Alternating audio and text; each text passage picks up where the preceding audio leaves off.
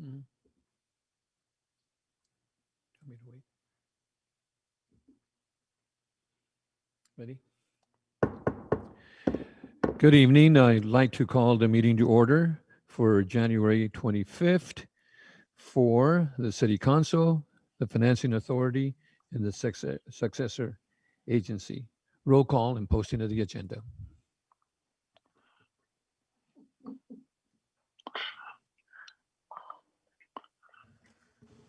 Mayor Zaragoza, Here? Mayor Pro Tem McDonald, Here. Councilmember Perello, Here. Councilmember Basua. Here. Thank you. We have a quorum. Thank you. We have a quorum. Then our next item on the agenda is public comments and for this closed session, and we have none. So then item C is closed session, and the city attorney, Steve Fisher. Thank you. Statement prior to convening in the closed session, the City Council will recess to a closed session pursuant to Government Code Section 54956.9, subsection D1, to confer with its attorneys. The matters being discussed are 1, Patrick Dolan versus City of Oxnard, and 2, Aaron Starr versus City of Oxnard. The City Council will also recess to a closed session pursuant to Government Code Section 54956.9 D2. Based on existing facts and circumstances, there is significant exposure to litigation against the city in one potential case regarding a potential class action claim by Aaron Starr seeking a refund of certain water utility charges and wastewater and trash utility charges as well. Okay, thank you. So we'll return after closed session for our appointment items.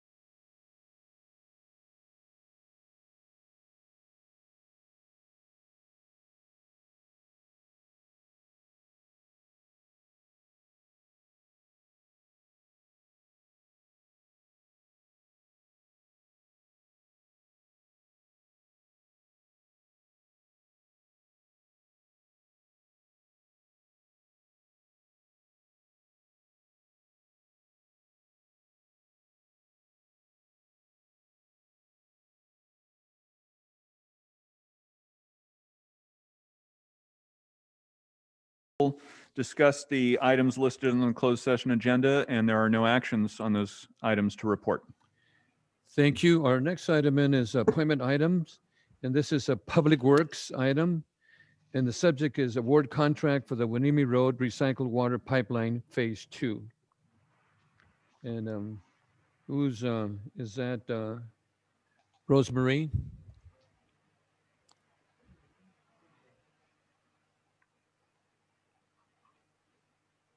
Yes, I'm here. I believe Tatiana is going to read the recommendation. Okay, Tatiana? Okay. Yeah, sorry, I was just having trouble unmuting. Hi, good evening, Mayor, council members, and public.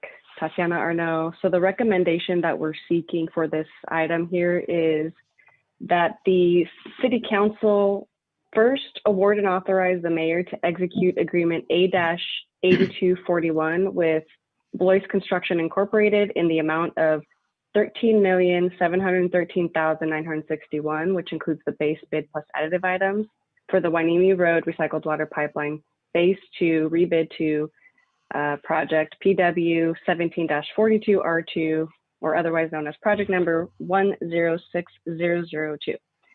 And second, to approve $1,371,396 for project contingency for the Wanimi Road Recycled Water Pipeline Phase 2 project. And finally, third, to approve another $1,371,396 for engineering, inspection, survey, and project management for the Wanimi Road Recycled Water Pipeline Phase 2.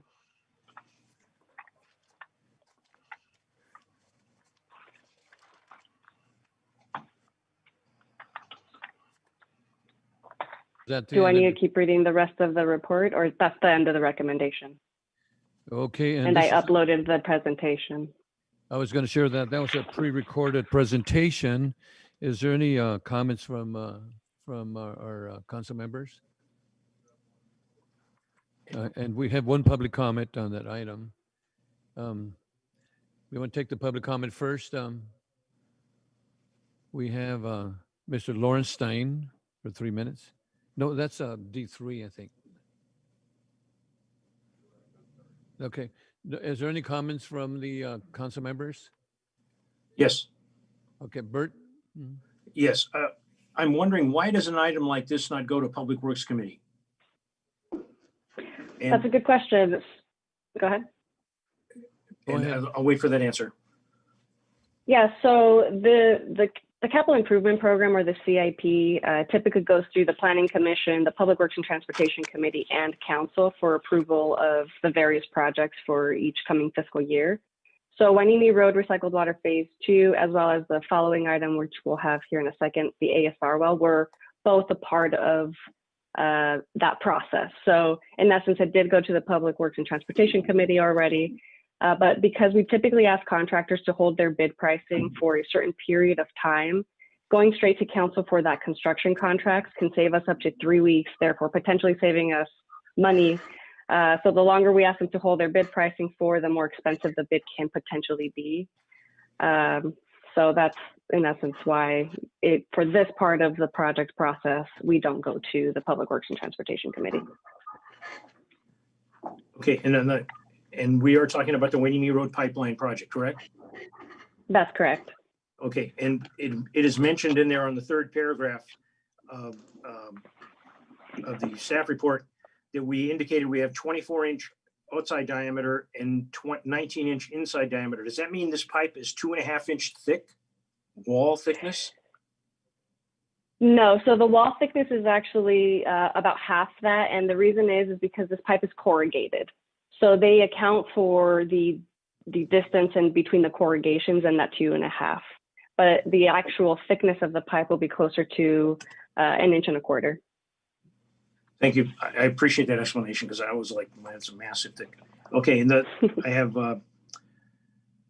actually a couple more questions. It's mentioned in the staff report that the line will be on private property, farmland. Be deep enough to avoid hitting deep rippers. Some rippers, depending on your experience with agriculture, can go 4 or 5 feet. They have 6 feet deep rippers. How deep will this pipeline be so that we don't tag it with a ripper accidentally? So that's a great question as well. There's a couple of ways that we should be looking at this. So yes, that was factored into the placement of the pipe. The pipe is at any given time at least 54 inches deep, so it's a little bit less than 5 feet. However, keep in mind that the majority of this pipe is right at the edge of these properties. So it's not likely that the machinery will be digging over there. What we're more concerned with there are the heavy big rigs and other heavy agricultural equipment that will be parking over that pipe. But rest assured, we've also accounted for that in our design. And I appreciate, thank you very much, Ms. Arnett. You're really good with your question and answer segment here. I appreciate it. In the 6th paragraph of the staff report, it indicates some private property owners would not allow the insulation on their property. I can understand that coming from an ag background, but will they also have equal access to the water as the ones that have allowed the pipeline to be across their property? Yeah, that could be negotiated with them. So allowing us to install pipe on their property isn't a prerequisite to gain access. If in the future they would like access to that reclaimed water, we could definitely negotiate that with them. The people that allowed access on their property, did they get compensation? Yes, they got compensation in the terms of the easement access, just like we would with any other entity. Okay, and then the last part, under discussion in the 2nd paragraph in the discussion item of this, it talked about a savings of $7 million was the result of downsizing the pipe size. What was the original planned pipe size? That's my last question. So the original pipe was actually a 36-inch pipe, but we went back and value engineered the project, and we figured that we can get down to the 24-inch pipe while still meeting our objectives of supplying those customers with water. And I was going to hold this for my next item, but you've addressed it right there. You stated that you went back and value engineered. Do we do value engineering when you do projects like this? And can you give a little explanation of what that is? Yeah, so we typically do value engineering for any large project, especially of this nature. And it basically means that we're going to take a look at what the main objective is and determine if there's any more efficient way to get it done, whether it's efficient in terms of timing, in terms of project delivery, in terms of, in this case, dollar savings, right? So that's just kind of the basic idea of value engineering, is how can we get this done either cheaper, more effectively. And yeah, we definitely do this for all our major projects. It's one of the project requirements that we typically have in our division. And one of the things, tremendous, I mean, a $7 million savings is nothing to overlook. What would, if you can't answer it tonight, sometime in the future, I think it would be worth coming back to the council. What did this value engineering cost us? It saved us $7 million.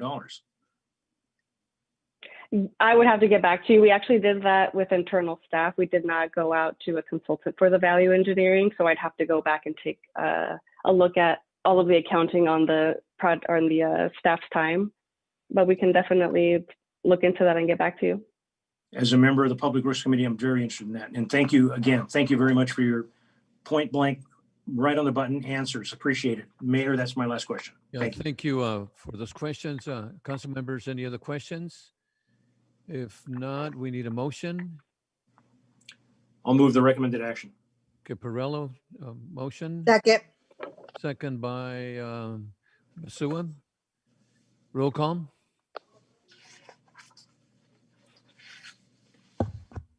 Councilmember Lopez, Yes. Councilmember Madrigal, Councilmember Basua, Yes.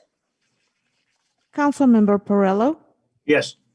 Mayor Pro Tem McDonald, Yes. Mayor Zaragoza. Yes. Thank you. Okay.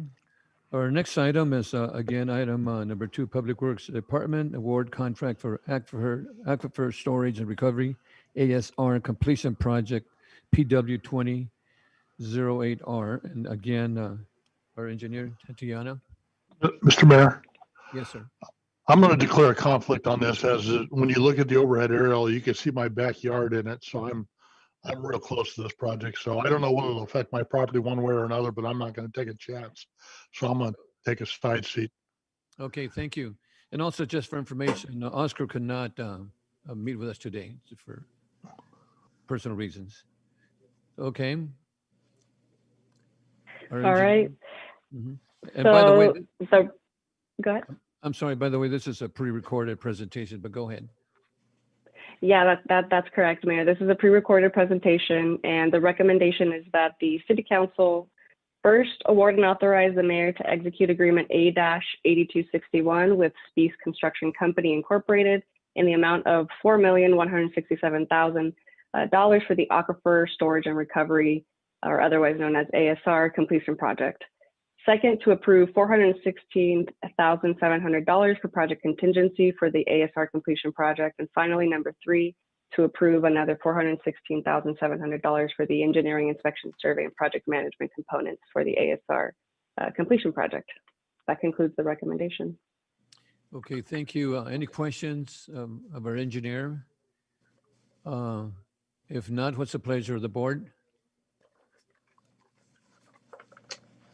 I'll move the recommended action. Lopez, Second. second by Basua. Roll call? Mayor Zaragoza, Yes, Mayor Pro Tem McDonald, he recused himself. Councilmember Perrello, Yes. Councilmember Basua, Yes. Councilmember Lopez. Yes. Thank you. Motion passes 4-0. Thank you. Thank you so much for that. Our next item is item number 3. That's the Finance Department and the Water Revenue Bonds. And this is by Kevin Riper. Thank you, Mayor. Tonight's presentation is going to be given by our consultant, NHA Advisors, who has been the city's municipal advisor on all debt issues since early 2018. Mr. Craig Hill of NHA Advisors will give the entire presentation. And we have a speaker on that. So we want to hear the speaker first. After the presentation, go ahead, Riper. Take it away, Craig. Go ahead, Kevin. Okay, good evening, council members. Craig Hill, NHA Advisors. Good to see some of you again, virtually at least. What you have before you tonight, now that you've taken action to approve contracts for 2 of the projects for the water fund, is how we can anticipate funding them. We're going to be actually taking an action. I'll let the city attorney interject if I say this incorrectly, but you're acting in the capacity of the city council of the city of Oxnard, as well as the board of directors for the city of Oxnard Financing Authority. So there are 2 actions before you as part of this agenda item.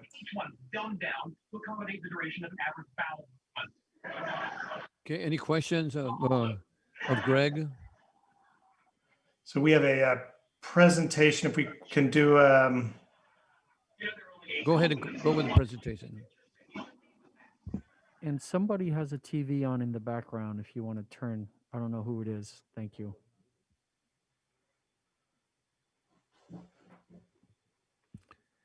So Greg, you said you have additional presentation. Yeah, Kevin, is it going to be controlled by the city clerk, or do we want to do a screen share from me? We'll leave that up to the city clerk. Okay. Mr. Hill, if you're able to share your screen, there you go. There we go. No, that's not it. Oops. That's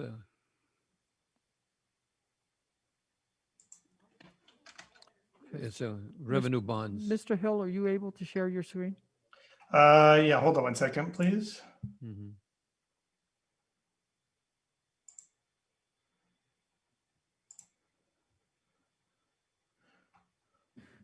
It's on. We can see it. Thank you.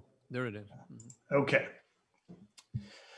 So good evening. What we are going to spend a few minutes tonight talking about is the bond financing for the proposed capital projects, as well as a small refinancing piece to save the water fund and the ratepayers of Oxnard some funds. What the recommendation will be is that there will be an approval of 2 resolutions. One is the city council of the city of Oxnard, as well as the board of directors for the city of Oxnard Financing Authority. Similar documents that are attached to each of those resolutions that were part of your agenda package. We anticipate that the bond financing was in need for the Wanini Road Recycled Water Pipeline project that you just approved, as well as the Aquifer Storage and Recovery project, which was also just approved. Given the current market conditions being exceptionally low or at historical levels, we are also recommending that there is a refinancing of 2 of the outstanding water revenue bonds to generate some economic savings, which we'll show you in a second. This financing will be done through the Oxnard Financing Authority in conjunction with the city. The team that has been assembled to work on this project includes our firm, NHA Advisors, as your municipal advisor. Best and Krieger, the law firm, will be doing bond counsel. They were also have been involved with the city and did most recently the 2018 water bonds. Nixon Peabody will serve as disclosure counsel. They're the attorneys that were responsible for the official statement that you had in your package. Wells Fargo act as the trustee, as they have for a number of years for all of the city's issues. One of the new players is we have a bond insurance company called Build America Mutual, and they will both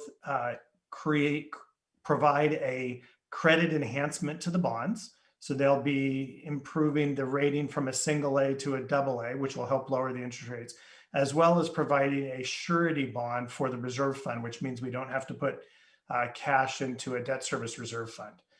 Also new to the team is the underwriter, Stiefel Nicholas, which was selected through a competitive RFP process that our firm worked with city staff to do. I guess that's been about a couple of years now. So the bond financing as proposed includes approximately $26 million. The resolution has a not to exceed amount of 30. We just give ourselves a little bit of flexibility depending on how the bonds are priced. As you saw in the staff report, we're also suggesting that it is a June 2055 maturity, which is a 35-year bond. Given the current low rates and the types of projects that we are financing, we're recommending that we amortize that debt over a 35-year period of time.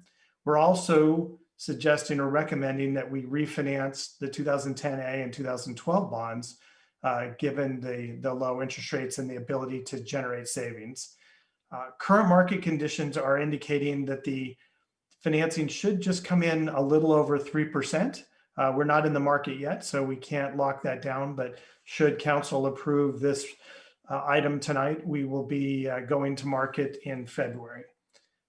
Also should be noted that this proposed financing would be on parity or in line with, if you will, the 2010 Bs, the 2014 and the 2018 water revenue bonds.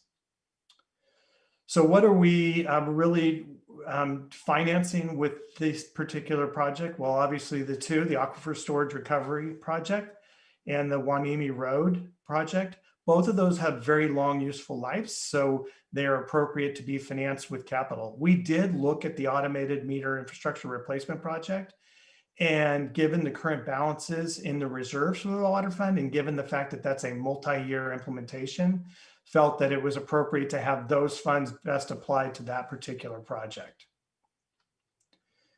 The small refinancing component, as I mentioned earlier, the 2010A and 2012 bonds, as you can see, represent approximately $3.6 million in the 2010s and about $6 million on the 2012s. Combined, we expect that they will generate over $700,000 in savings to the city and to the ratepayers of the city. So that will only go to help improve the overall burden of debt on the Water Enterprise Fund. This item was brought before the Finance and Governments Committee in November 10th. Since then, there's actually been some significant improvements to the project financing, one including the reduction in project costs due to the new bidding or the secondary bidding of about $3 million. And as I mentioned, we were able to get a very competitive price from Build America Mutual on the insurance premium, as well as the fact that we can fund a reserve fund with what we call a surety bond or an insurance policy instead of actually having to put up cash. That saves us needing to actually issue $2 million more in bonds. What is unique to this project, I think also that is worthy of noting, is that BAM has also certified this bond, given the type of projects you're doing, a Green Star bond. So when you hear the term green bonds, this one will have that now. And what that will potentially do is expand the universe of investors that are interested in only buying green bonds. And So to the city of Oxnard, I think this is a really good thing to be able to go into the market with green bonds as opposed to more traditional types of municipal bonds. We also were able to improve the financing costs or decrease them due to the reduced size of the financing, as well as some of the more aggressive premium pricing that we got from the insurance provider. Quickly, here is the snapshot of what the current debt service looks like. The gray bars represent what you have outstanding, and the orange represents what we're proposing to kind of layer on top of it. You can see that most of the debt for the city expires in 2020, or 2040, excuse me, so 19 years from now. We tried to minimize stacking as much as possible on top of the gray bars, so you can see that 2041 through 2055 are anticipated to be a little more than what we're paying now, but overall significantly lower. We would expect that any new capital financing plan for the water projects in the future would be, continue to be layered on those years 2041 through 55 as much as possible. The process that we've gone through, we spent most of 2020 actually developing the financing plan.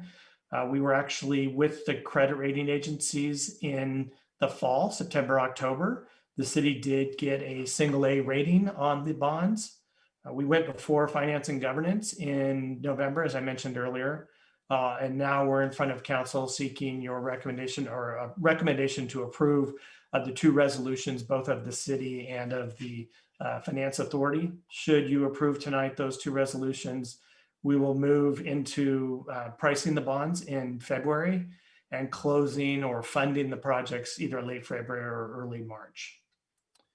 So again, the recommendation before you from staff is for the city council to adopt a resolution approving an installment purchase agreement. I won't read the whole thing, sorry, but basically to not exceed bonds of $30 million and simultaneously to have the board of directors of the City of Oxnard Financing Authority approve its resolution along with ancillary documents similar to the city council, also in an amount not to exceed $30 million. And with that, I'm happy to answer any questions or go back to any of the slides. Thank you, Greg. Any questions from the city council for Greg? If not, I have two motions here. Recommendation number one, this is by the city council. And then we'll take on recommendation number two. So recommendation number one is the city council to approve this resolution to purchase the installment purchase agreement. So what's the pleasure of the board? Oh, we have one public speaker before we go into that, and that's Lauren Stein. Mm-hmm.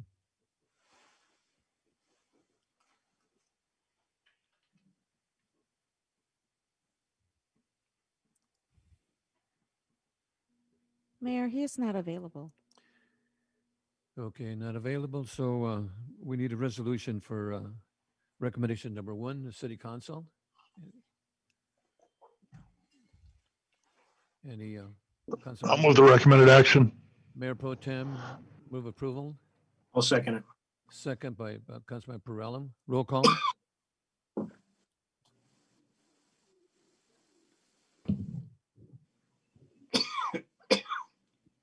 Councilmember Lopez, Yes.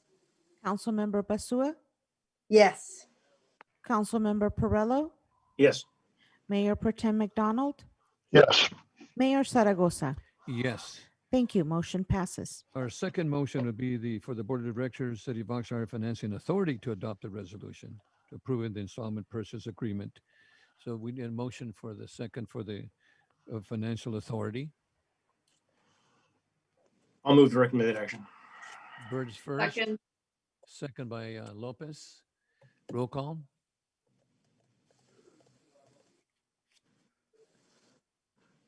Councilmember Basua, Yes. Councilmember Perrello, Yes. Mayor Pro Tem McDonald, Yes. Mayor Zaragoza, Yes. Councilmember Lopez. Yes. Motion passes 5-0. Okay, thank you. That's approved. Our next item is the opening ceremonies. And we have the Pledge of Allegiance. But as we do the Pledge of Allegiance, I'd like to have a moment of silence for Martin Solis. Martin Solis had worked as a mechanic for the city of Oxnard for 15 years and 14 months. And we want to give our sincere condolences to the Solis family, and as we mourn his passing.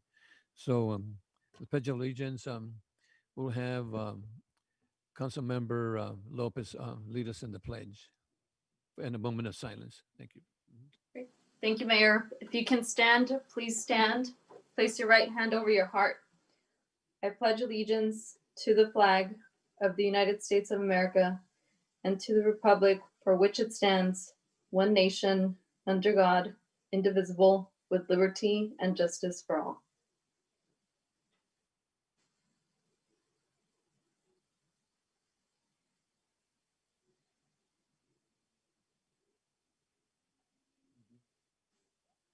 Thank you. Thank you. Okay.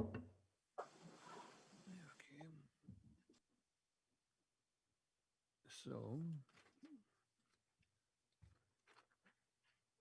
our next item is the items not in the agenda. And at this time, the legislative body will consider public comments for a maximum of 30 minutes. A person may address the legislative body only on matters not appearing in the agenda as subject matters. If we go after the 30 minutes period, then expires. If we are not done, then we can probably pick up the rest of the speakers and give them the opportunity to speak after the adjournment of the meeting. But I think we have enough time here for all the speakers. So the first speaker that we have is for 3 minutes each is Gabriel Teran, followed by Sofia Vega. Gabriel Teran.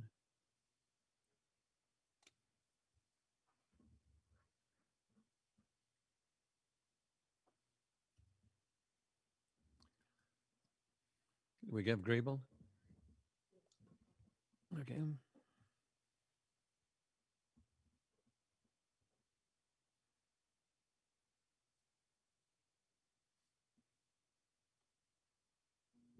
Gabriel? Gabriel, can you hear me? Hi, good evening. Can you hear me? Yes, thank you. You have 3 minutes. Thank you very much. Good evening, Mayor Zaragoza, Mayor Pro Tem McDonald, council members, staff, and members of the public. My name is Gabriel Tran. I'm a resident of the city of Oxnard, and I understand that there were a number of important items that people were going to be speaking about tonight in public comments, and I want to give them the time to do that. I certainly hope that those who are speaking about the street vendor issue will get an update on when that might come. I wanted to speak to you tonight about Measure M, which passed recently narrowly for the 2020 November election. And I was first able to see it in action at the committee meetings that happened last week. And I have to say that I am very concerned that this particular measure and its implementation is not what was sold to voters. I have to say that I did not vote for this, but I certainly respect the will of the voters. However, I don't know if they anticipated or if it was communicated to them that there would be, from my point of view, my opinion, less communication and less information readily available to the casual viewer of the city council meetings. Our rights as the public is to be able to see what our government is doing. Now, Measure M has it written specifically in it that the city staff is to do their presentations ahead of time, record them, and post them on the internet and have them available at the city for viewing. The actual meeting cannot be a reenactment or a re-presentation of that staff presentation.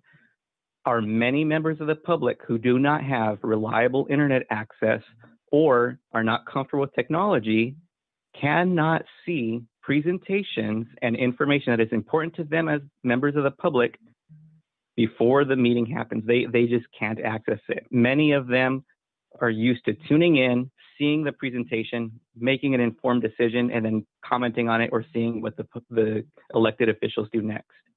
Our current system is keeping information from the public. It is less transparent what is happening.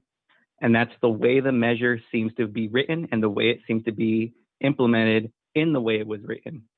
I do not know what the solution to this is besides potentially challenging it in court 30 or seconds. writing a voter initiative to overturn it or correct the mistakes that it has. We cannot keep information from the public this way. I hope that we can figure something out because it is a disservice to the many citizens and residents of our city. Thank you very much. Have a good evening. Thank you, Gabriel. Our next speaker is Sophia Vega, followed by Douglas Partello. Sophia Vega.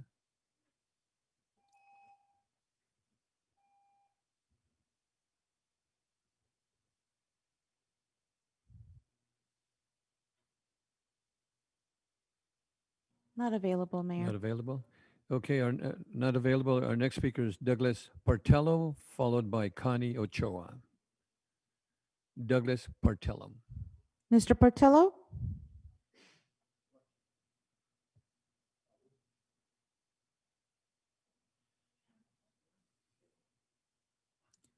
Mr. Portillo, are you on the line?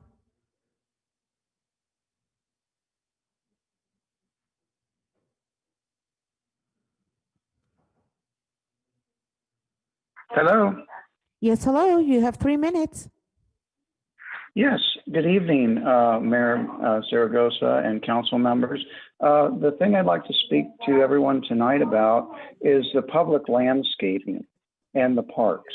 The city is paying an outside consultant, NBS, $403,000, $650 to consult. They're doing, social media, they're doing surveys, they're looking into the landscaping issue, which has been a real issue for a lot of us Oxnardians. We all know that the landscaping's declined. And there's been a lot of reasons that have been given for that, but the fact remains that it's gone down. And I live in one of the nicest neighborhoods over here in Cabrillo in District 1. And, Patterson used to be absolutely beautiful. If you go down Patterson from Gonzales to Doris, it was a picture postcard. It was the envy of cities all throughout Southern California. Now it looks like Sleepy Hollow. The same was true of Doris Avenue between Patterson and Ventura Road. I mean, there were dead bushes, overgrown ivy. It was just horrible. So I dedicated basically over 5 months of my life to organize volunteers, clean that up, do a volunteer effort. Because, this is our neighborhood. I love Oxnard. I've been here 34 years. And, we're not moving. We love it here. But that's a part of our quality of life. And I just can't understand why we have to always pay so much money for these outside consultants to come in. I mean, I'm just imagining to myself what $403,000 could do to improve the landscaping. So, it's perplexing to me. I'm very concerned about it. I know a lot of folks are concerned about it. Even NBS's survey showed 96% of people are very dissatisfied with the maintenance of the landscaping. I know Oxnard, part of that, they want us to volunteer to do it. They want to switch over from LMDs to CFDs, which are extremely expensive levies on our property taxes, and most of us cannot afford that. So, there's got to be a balance there between what Oxnard can afford to do and balance with all the other priorities and do as citizens. But I really think that the council needs to consider, trying to work with folks here instead of paying these exorbitant amounts of money for folks to come in and try to sell us something and no actual work actually gets done. NBS hasn't raked a single leaf. And we're paying $403,650. So I think there's other possible solutions that need to be looked at. Landscaping is extremely important. Thank you, Quality of Douglas. life. Thank you very much for that opportunity to speak. Thanks. Yeah, thank you. Our next speaker is Connie Ochoa, followed by Greg Runyon. Connie Ochoa.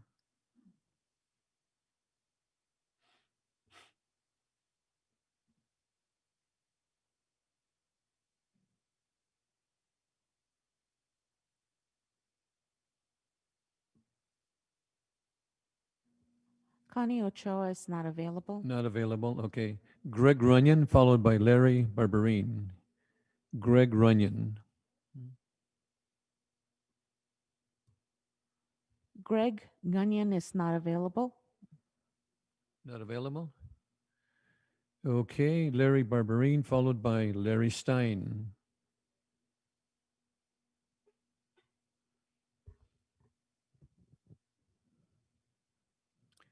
Mr. Barberine?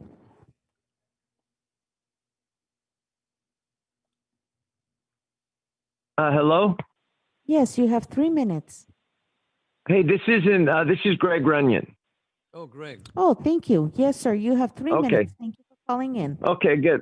All right. So yeah, I'm sorry that just took a minute, but listen, I just wanted first off to congratulate all of the members on this council. We sometimes get started and in the heat of the moments, we forget to thank everybody for their service. So I wanted to do that. I wasn't able to get in last week also to congratulate our new police chief. So want to congratulate him and look forward to many good years for all of us ahead.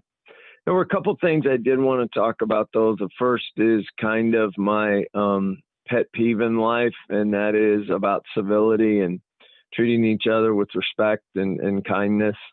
We've got a lot going on in our world. And when you look at the riots that are going on in the Northwest, when you see the deplorable events at our Capitol on January 6th, I hope all of us understand that these are not things that happen to other people. These are things that happen when we don't think about other people. So I hope that we will be measured in our comments to one another. I hope that our hearts will be filled with compassion and understanding during these most difficult of times. And that does lead me to one thing that just wanted to share. You know, there's some things going on at the Vagabond about programs and all kinds of other things that are going on. And I don't know whether the housing first model is the right one or the correct one. But what I do know is that we all deserve to be treated with a level of dignity and respect. And there have been people that have lost their lives there.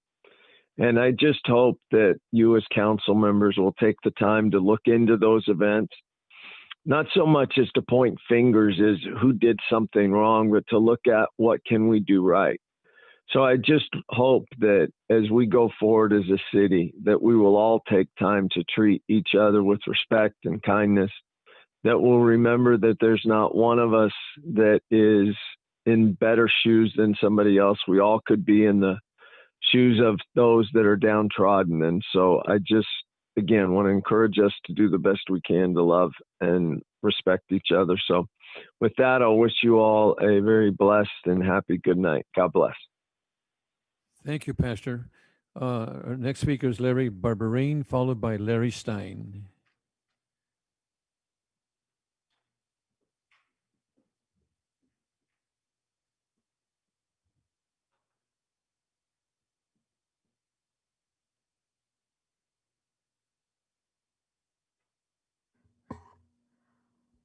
Larry Barberine?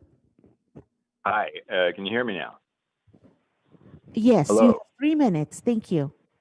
Thank you so much. First of all, I trust that we're all overcoming these wins and that we're overcoming COVID, of course, and all these non-COVID colds and such going on. I want to also mention that going into tomorrow's committee meetings, I really appreciate that the Public Works will be addressing the River Park, Central Park fountain issue. And I've enjoyed that many times after, before COVID, we used to do church over at Rio Vista Middle School, and then we'd drive over and take a nice walk around the fountain back in the day. And seems like a long time ago. But appreciate Public Works addressing or starting to address that with that committee meeting tomorrow. And I I'm glad that I'm urging for wise reform that includes tomorrow's finance meeting, where the lobbying will be addressed in the finance committee, and we really need to, so that we don't have to offer another tax increase to people. We really need to up our game with the lobbying, with all due respect, to lobby the state and the feds to get some of that money that enormous amount of money that we send in tax dollars to those entities, that we get a lot of that back in grants, or even better, to have it stay here in the first place. I'm not talking about national defense and things like that the feds need to do, but a lot of things to help our communities here would be better spent here, I believe, first. But at least we can get grants coming in here at a better rate than new taxes here. I'm glad that the judge ruled on the city having to put back the $34 million from to put it back into the utility funds, because it was all that money was taken from the utility funds, for those who don't know, and put into the general fund. Again, I believe that the issue of the infrastructure user fees was not addressed particularly, but the amount was definitely way too much taken out of is my understanding, from the utility fees into the general fund. And lastly, I mentioned this before, but I need to know who's leading in the city there, which staff are the opportunity zones, where people can have some of their taxes cut so they can help the needy areas of our city. It's a federal system, but we have that here as well. We need those opportunity zones for the needy and for economic growth. So I would like to know who's leading that up now. I really urge those on. Opportunity Your time is zone. up. Thank you, Larry. Thank you. Our next speaker is Larry Stein, followed by Henry Alvarado Sapien. Larry Stein. Mr. Stein? Yes. Okay, Thank you. you have got 3 minutes. Thank you. First of all, I was not allowed to speak on this bonds issues with the waterfront. I'm very disappointed with that. I'm more concerned the fact that we've had multiple 5-year plans to improve our parks, particularly Sports Park, Campus Park, and College Park. It's been over 20 years since College Park was initiated for improvements. Since then, Measure O was passed. Money was supposed to be allocated for Measure O to finish up College Park. It has not been done. We now have our Public Works Director wants to implement another 5-year plan. We've had 4 5-year plans since 2020, since the beginning of the century, for our parks, and not a dime has been spent to improve, from the general fund to improve College Park, Sports Park, or Campus Park. Money has been coming from grants, not from the general fund. The concept of having 5-year plans and pushing it down the road has to stop. I request that we have $12 million a year set aside beginning in July to actually approve College Park, Sports Park, Campus Park, and the other 100+ parks we have in our neighborhood. We need to have the fund implemented and approved prior to the approval of the Park Master Plan. The Park Master Plan has been kicked down the road so many times. It's ridiculous. We were promised approval of this plan 3 years ago. Now we're in 2021, and the park plan has not been approved by City Council. What's wrong with City Council? What's wrong with the city? And why is city staff not recommending $60 million to set aside for our parks? City staff makes the recommendation. City Council approves or denies the recommendation. City staff has not made a recommendation in 20 years to approve funding for Campus Park. Has not approved or suggested funding for Sports Park. Has not approved funding from the general fund for College Park. We've had College Park plans going on for 20 years. Nothing's been done.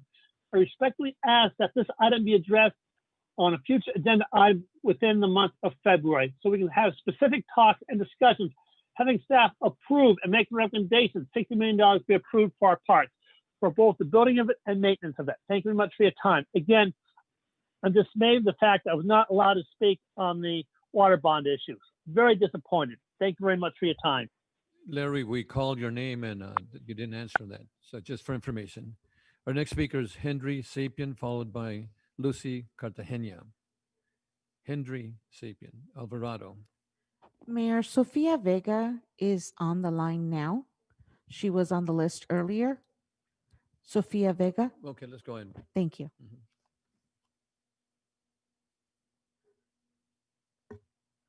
Miss Sofia Vega? Are you still on the line?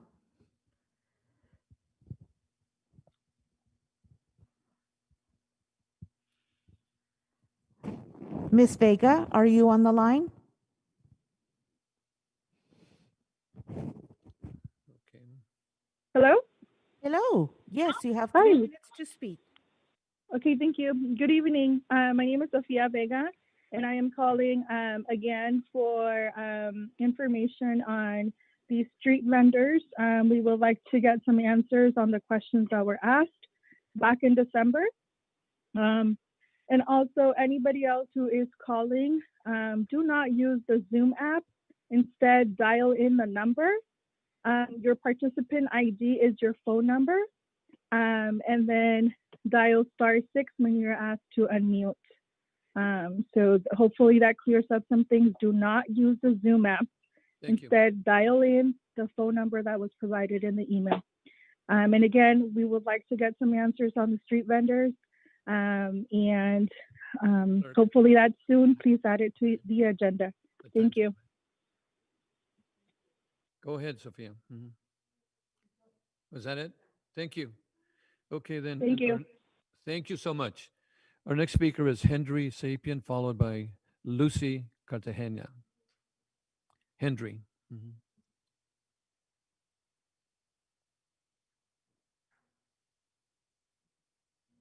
Mayor, he is not on the line. Okay, Lucy's next, followed by Ariana Robago.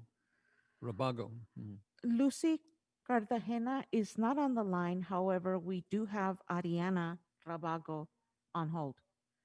Okay, let's go, Ariana. Mhm. And Ariana's going to be followed by Peggy Rivera. Miss Ariana Rabago, are you on the line? Yes, I'm on the line. Yes, thank you. You have 3 minutes.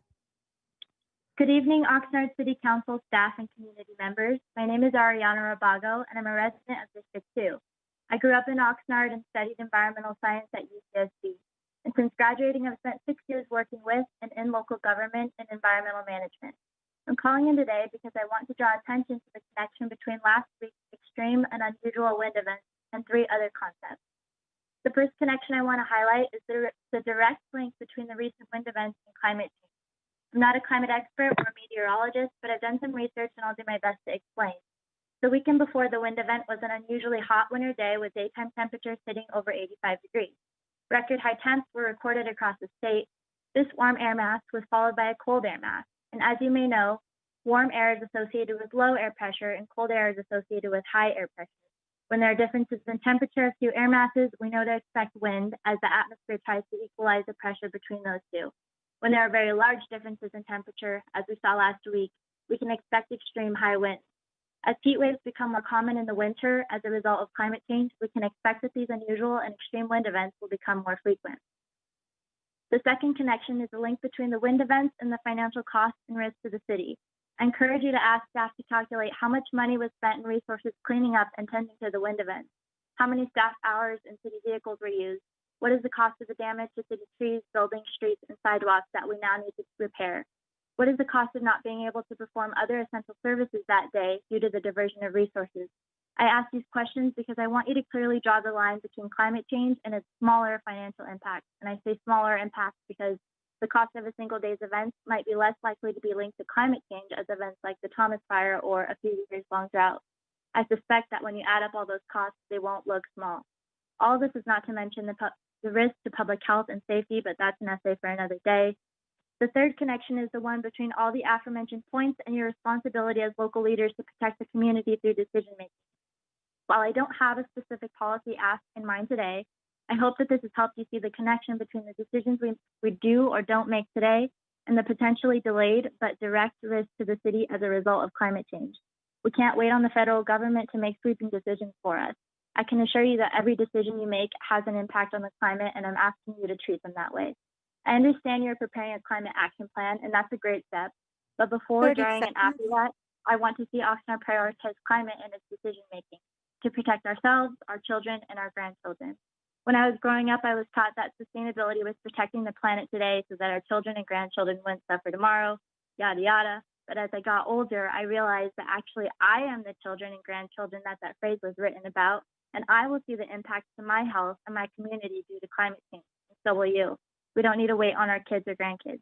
Thank you for your time and your service. Thank you. Our next speaker is Peggy Rivera, followed by Chris Hernandez. Peggy Rivera.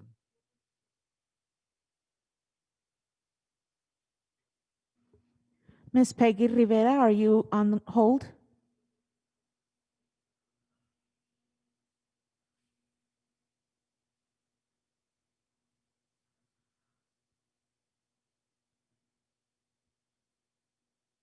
Miss Rivera, are you on the line?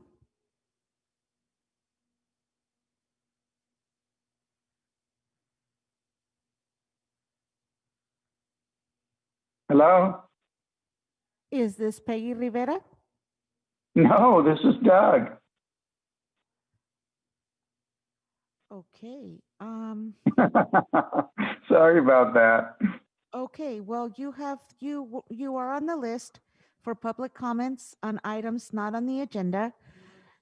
He spoke Okay, earlier. I spoke. I already spoke. Okay. Okay. Thank On the you. non-agenda item, I spoke on the landscaping. But hey, if you want to give me another 3 minutes. No. Thank you. No, we got to. Peggy Rivera, is that on? Peggy?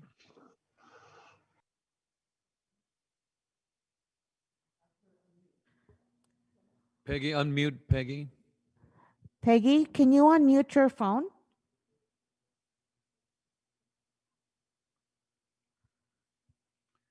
Peggy, you're on mute. Please push *6 to unmute. There it Is this Peggy? I'm sorry. Yes, you have 3 minutes. Good evening, Mayor Zaragoza. Welcome back to Oxnard, council members, fellow council members, staff, and public. I'm here tonight to just speak about something that's really bothering me. It has been bothering me for a bit now, about the 7 deaths that have been happening at the Vagabond Inn, Operation Room Key. There's 7 deaths. I'm not here to put blame on anybody, but if we have a gap in service, Council, I just ask you to please address this issue, and let's try to get the right team in place to be able to make sure that this doesn't happen again. This is unacceptable. 1 is bad to hear about, but 7 is terrible. There's 4 in Oxnard, and the rest are countywide. But we are here to offer a safe haven place for our homeless. I know a lot of people may not think that they deserve to have a place, but they are human beings and we must treat them as such. So I just thank you for that. And God bless all of you. Thank you. Yeah, thank you, Peggy. You're welcome. Our next speaker is Chris Hernandez, followed by Regina Larios is the last one. Chris Hernandez, followed by Regina Larios. Mr. Hernandez, are you on hold? Hello, hello. Yes, you have 3 minutes. Okay, this is Chris Hernandez, Vice Chair of the 5 Points Neighborhood Council. Good evening, City Manager, Mayor, Mayor Pro Tem, and City Council. I want to start by thanking Mayor Zaragoza. A lot has gone on since last council meeting, and a few major issues have come up in my neighborhood, and he has directed me to the right people so that we can come up with the best solutions. Some issues bigger than others, but I'd like to reassure everyone that based off of our conversations, no issue is too small for Mayor Zaragoza. I want everyone to understand that some things take longer than others to resolve, but they are in the works.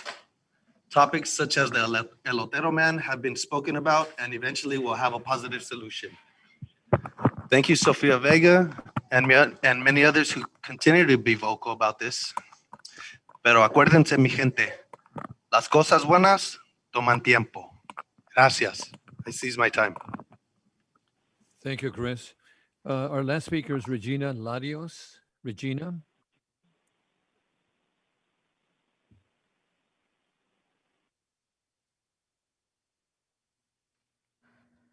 Miss Regina Larios, are you on hold?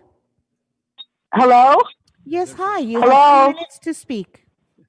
Hi, yes, thank you very much. My name is Regina Larios. I'm good evening, Mayor Zaragoza, council members, and fellow Oxnardians. My name is Regina Larios, and I'm currently a resident in the city of Oxnard. I am the eldest daughter of Peggy Larios, who had died suddenly and tragically and basically left unaddressed while placed in the Vagabond Project room key on December 23rd, 2020.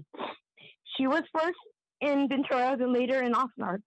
Mr. Lang Martinez had been addressing this issue since November 2020 via media sources. Since it was first launched, I do believe that there have been 7 or 8 deaths on the properties, and questions have not been answered regarding any questions that have been brought up by Mr. Martinez. Then, after following my mother's death, I made numerous calls to reach several individuals that should have had at least knowledge of the ongoing, specifically the death of my mom. This is a government-funded pandemic solution to slow down and protect those in the community that are considered at risk due to homelessness to contact COVID-19. And it's within the homeless community due to age or medical issues as well. Unfortunately, this program has several serious issues within the building facilities as far as unsavory behavior of residents to total unsupervised facilities day and night. No apparent emergency person to contact there on the premises. So I'm just going to give you a quick example. When I was there for my mom's death, I was, her body was outside on the driveway of the parking lot. And she was there from 2:45 a.m. till 6 till the coroner came. There was nobody that I could reach. I was going to the office. I was calling to the office, the main number. Nobody was answering. So there was nobody available to even answer questions for me. Also, the lack and failure to follow through with return calls concerning serious issues made to the case management and to the Mercy House directors. Unfortunately, my mom, Peggy Larios, is the one and only individual that had been placed in the project room key to actually die from the virus after contracting it in the very place that was created to protect her. There's a huge problem that unfortunately this program facility is so poorly organized that for those of us that have first, even secondhand knowledge of this facility, the residents are just left there, neglected, and it's medically below health code standards. There's supposed to be on-site medical staff 24 hours a day, I was told, and that's not even occurring. 30 seconds. There's a devastating long list of potential. I want to stress potential. Local government health and safety code violations. Potential, not that there are, but there's a long list of things that are probable. In fact, if Project Room Key had been properly overseen by those that are on payroll to specifically and diligently assist those that are placed in this program, deaths such as my mom's, who died from neglect on that property, which I can, if you want more questions, I can elaborate on that later on. Thank you, Regina, and our sincere condolences on your loss. That was the last speaker for this items not in the Mayor? agenda. And Mayor? Mr. City Manager. What? We have one more speaker that just joined the callers, Lucy Cartagena, who's on the list. Oh, okay. Go ahead, Lucy. 3 minutes. Miss Cartagena, are you on the line? Lucy Cartagena? Yes. Okay, you have 3 minutes. Thank you.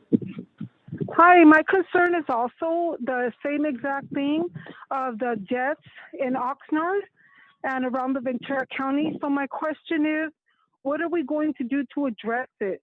It hasn't been brought up at the Homeless Commission, which is our checks and balances of the city, and we're still pending even a Homeless Commission meeting. So I'm really concerned that the city is not taking homeless issues seriously, which we haven't for a very long time. We keep building, but we're not building our community. A room is not going to take care of the issues. So my real concern is we have a city manager that keeps talking about whack-a-mole, but is doing the same thing. So what are we looking at? And why are we not talking about it? That should be more concerning. We all want to talk about homelessness, but we're really not talking about solutions. And that's extremely scary, especially since next week you guys are going to appoint somebody. So that person that is going to be appointed is either going to be your tiebreaker or a change maker. So we as citizens really have to worry about who the city is going to appoint to represent the issues of the city, or if they're just appointing a yes person. So that's extremely scary. We have real issues. People are really dying, not fake dying. And we have COVID and we have real issues. But nobody's sitting down.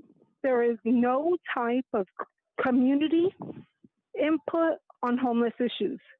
It's just the city telling us what they're going to do. And that's not the way a city works. So we really, really need to look at who is representing us and who is not representing us. Thank you. Thank you, Lucy. That's the last speaker. And Mr. City Manager, you want to share a couple of items? Yes, please. I want to give some brief responses to some of the comments because they're very serious issues. Mr. Portello, who called earlier, talked about NBS and the landscaping. Mr. Portello and I were present at the same committee meeting about this, and I believe he did understand what the efforts were. So very specifically, NBS is here because they specialize in working with landscape maintenance districts, and that's what we're addressing. This is not about landscaping all over the city. This is specific to landscape maintenance districts, and part of the reason that we need them is we don't have the capacity to do this work ourselves, nor the expertise. No city does. Everyone has to hire someone, a specialty firm, to do the landscape maintenance districts or the community facilities districts. In a nutshell, the issue is many of the neighborhoods in Oxnard that do have LMDs, they're outdated LMDs and they can't any longer keep up with the work that's required. So the effort right now is to discuss with the community members in the existing LMDs what options they want to pursue in terms of improving their neighborhoods. So that's what that's about. That is not for the entire city. The issue very quickly that Mr. Barberine raised about lobbying the feds and the state, we do that every year, and we actually are very successful with getting grants. So it's the lobbying that we need is really for specific legislation that could improve conditions for Oxnard. We do very well with applying for and winning grants, and we get tremendous help from our representatives, specifically Assembly Member Jackie Irwin has been very successful in recent years, getting us millions and millions of dollars, both for the sewer treatment plant and for the Rice Avenue overpass project.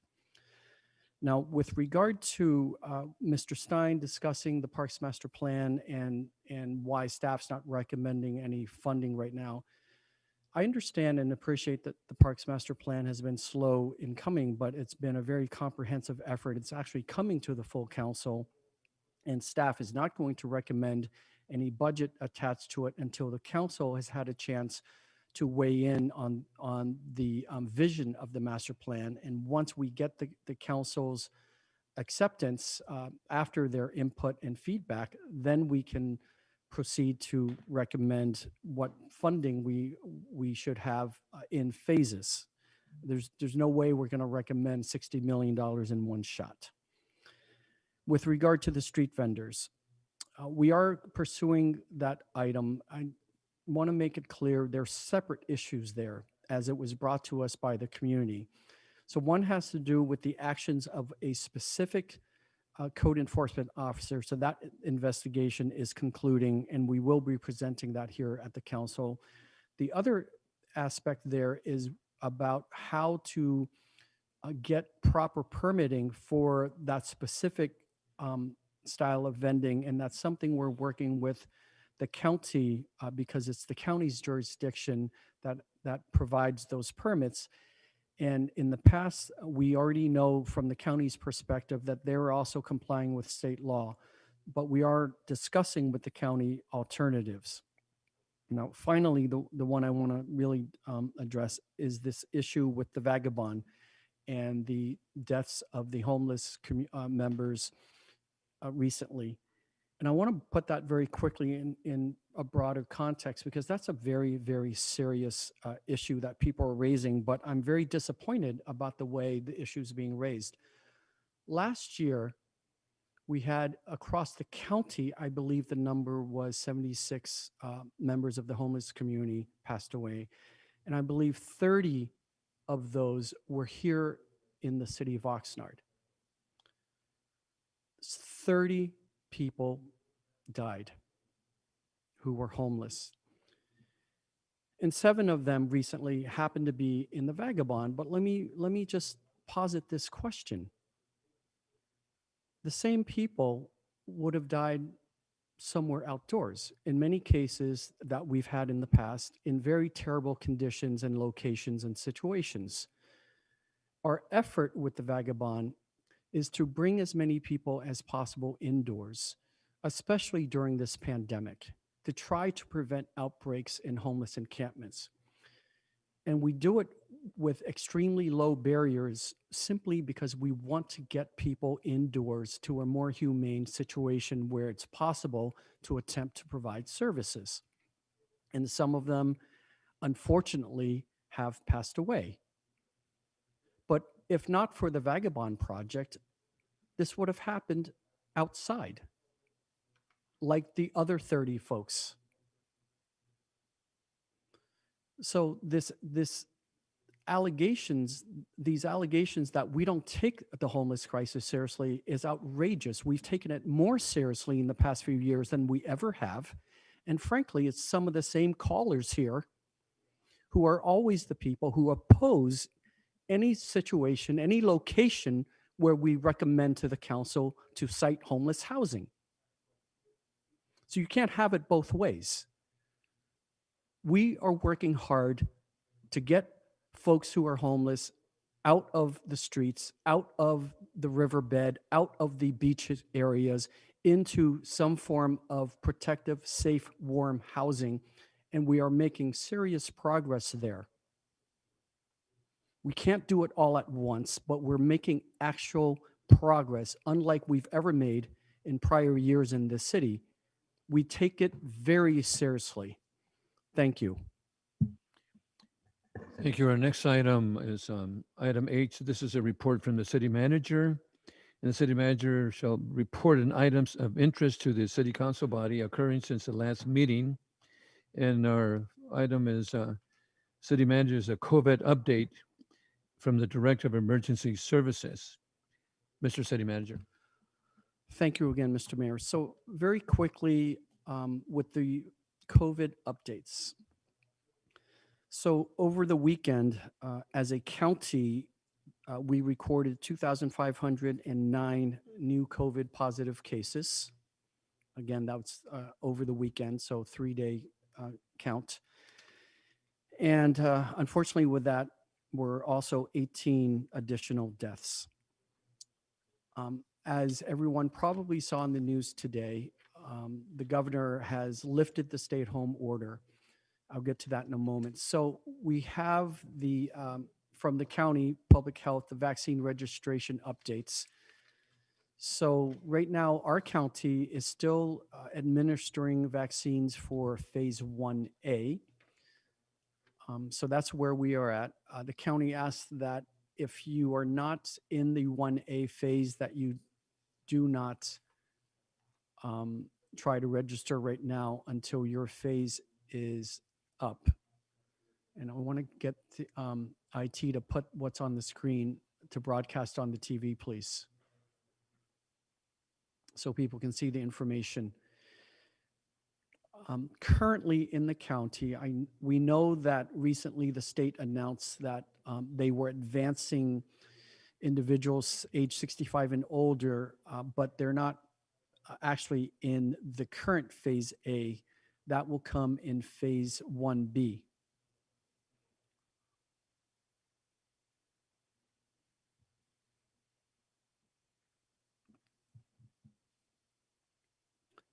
Residents can register both via the phone and via the website. The phone number the county public health department has, now it's on the screen, thank you, is 805 844-777-7151.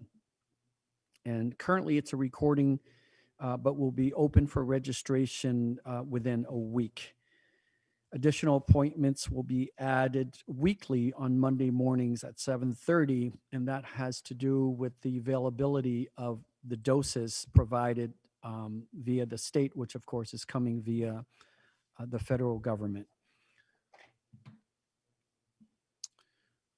So to summarize what the state announced today in terms of lifting the regional stay-at-home order, that means in Ventura County, we are back to the purple tier. All that information is available at venturacountyrecovers.org. But here is a quick summary. What this means is we're back to outdoor operations only for a series of categories, such as restaurants, gyms and fitness centers, places of worship, playgrounds and recreational facilities, family entertainment centers such as bowling alleys, miniature golf, batting cages, kart racing, and arcades, movie theaters, museums, zoos, aquariums, wineries, card rooms, and satellite wagering. So those are for outdoor operations only. And then for indoors, all retail are limited to 25% capacity at any moment that they're open. Hair salons and barber shops, libraries, nail salons, personal care services, professional sports without live audiences, and shopping centers. Most of that is capped at 25% capacity. Again, to get more detail on your particular sector of the economy, please visit venturacountyrecovers.org to get detailed information. And I always ask for this reminder. As the vaccine is rolling out, unfortunately, as slow as it is, again, that is not due to the county. Our county's public health folks are doing the very best that they can to balance the demand and the need. They are hamstrung by the amount of doses that they are provided via the state week to week. So it's very difficult for them to do. They could do much more, but right now they can only provide the doses they are provided. So again, it remains and it continues to be the best things we can all do to prevent the escalating spread is continuing to wear a face covering all the time when you are out in public. Practice the social/physical distancing all the time. Wash your hands frequently, and do not gather. It's really easy, but please avoid gathering. Tomorrow I am attending a family funeral. I just lost an uncle to this, and luckily the funeral house is going to be broadcasting his services over Facebook Live. It's an interesting aspect of what technology is providing for us in this pandemic. So we are also working to do our best to keep city staff from being infected. We have already surpassed the 10% mark in terms of numbers of city employees who have tested positive. So right as it seems like we may be on the verge of flattening the curve, finally, there's still a lot of people getting infected, and some are unfortunately not able to fight this. So thank you. That's the end of my update for COVID. Thank you, Mr. City Manager. And our next item is council business, and this is the time for the members of the City Council to make any brief announcements or a brief report of his or her activities. Council members?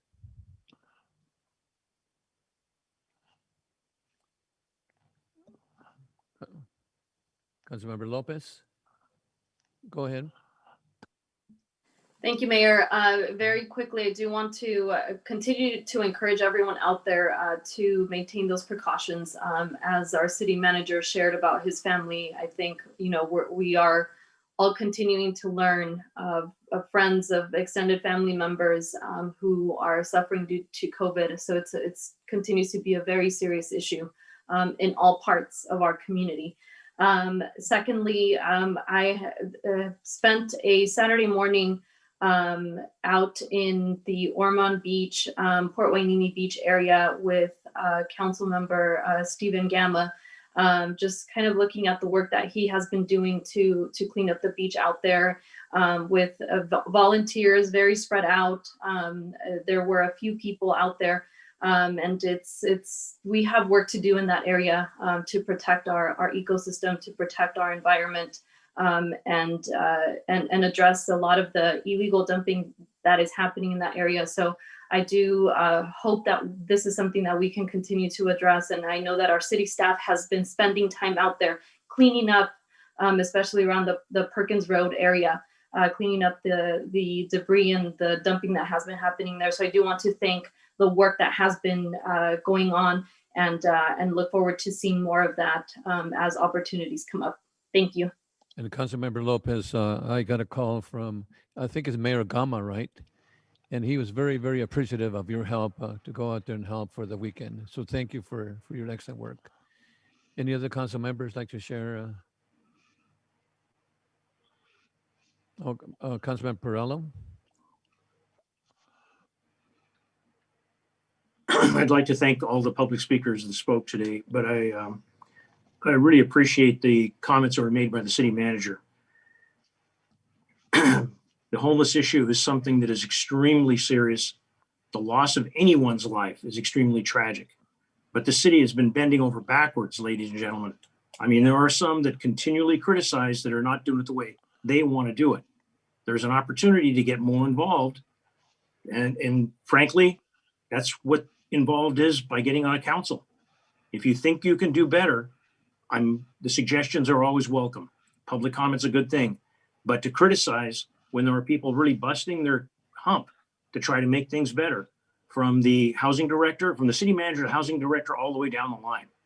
The people that are putting themselves at risk to try to take care of situations that are beyond their control is nothing to be minimalized.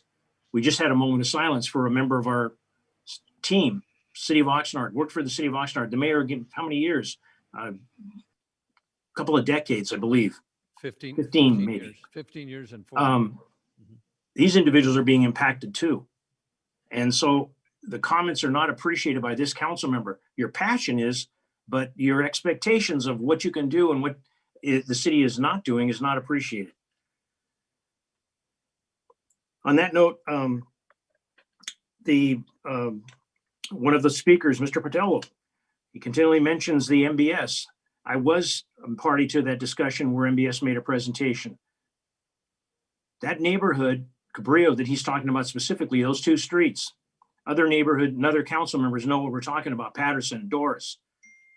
The reason MBS is because in the past, decades ago, the auditing and the control of these organizations and the amount of money that was to be spent was not handled correctly. There were audits and proven not handled correctly. We cannot go back. Now there are some claims that so much money was spent, they want to get it back. When the actual costs are identified and the services have exceeded the costs that have been identified and received from the residents, that means there's a debit. That means services were taken away from other neighborhoods. Other neighborhoods got shortchanged to help certain neighborhoods. And now when those costs are being identified to neighborhoods, some of them are, the shoes are kind of tight. They don't like it. But there's a saying, numbers don't lie, but liars can figure. The issues that come up with respect to what's going down with respect to the money in the city of Oxnard is serious. And the accusations, I'm going to be one council member that speaks about it, are not appreciated. You got something, prove it. Along with that, I received information that a longtime member of this city, been involved in neighborhood councils, Mr. Steve Fleischer, lost his wife recently. And Mr. Fleischer, my condolences. I understand what that means. And my feelings and my sympathy for you and your family. A couple of people are tremendously impacting this community on a positive sense. And what else? I'd like to also wish city manager a happy birthday. And on that, I don't know what else to say, but sometimes when I hear the public comments, there are things that you would like to say and respond, and you get tangled up that, somebody doesn't like the way you say it or your numbers are wrong. But we can always argue about the numbers, but somebody's got to make a decision. These are the right numbers or they're the wrong numbers. Thank you. Please stay safe. Council members. Okay. Okay. Mr. Mayor, if I can make a couple comments. Okay, Mayor Pro Tem. Thank you, Mr. Mayor. I'll start out with tagging along on the comments on Perkins Road and Halico and the homeless issues down there and stuff. And I'm still working with EPA and also DTFC, the state level group. We have several potential possible approaches to deal with this.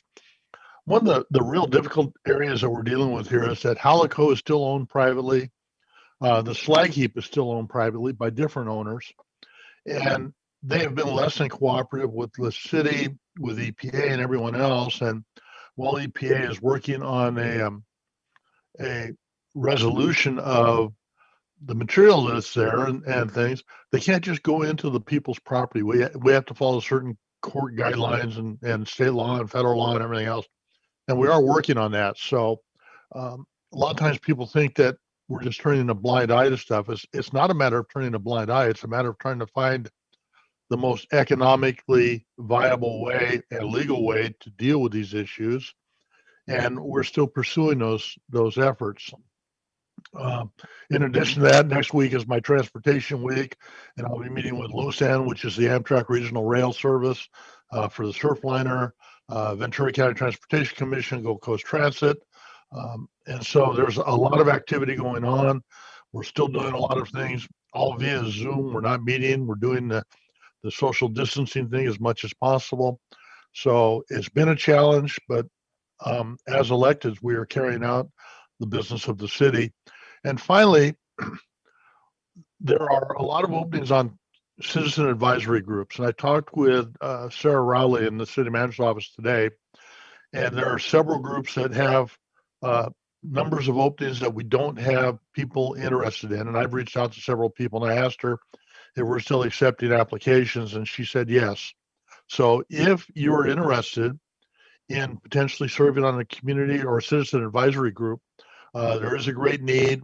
Council does pay attention to your comments, your input, and we try and be as cooperative as possible in achieving the same needs and goals. And so please, if you have some extra time and you're interested in the community, get a hold of Sarah Rowley. Call us 385-7430. Ask to speak with Sarah in the city manager's office. And we would love to see more people involved in this. There's a huge need for members on these community advisory groups. So thank you, Mr. Mayor. Yeah, thank you, Mayor Pro Tem. And also thank you for working on that slag pile over at the Ormond Beach. That's an ongoing problem for years and years, but you just don't give up. Thank you for doing that. Mayor, if I do apologize, I missed one announcement, if I can share that. Go ahead, Councilmember Lopez.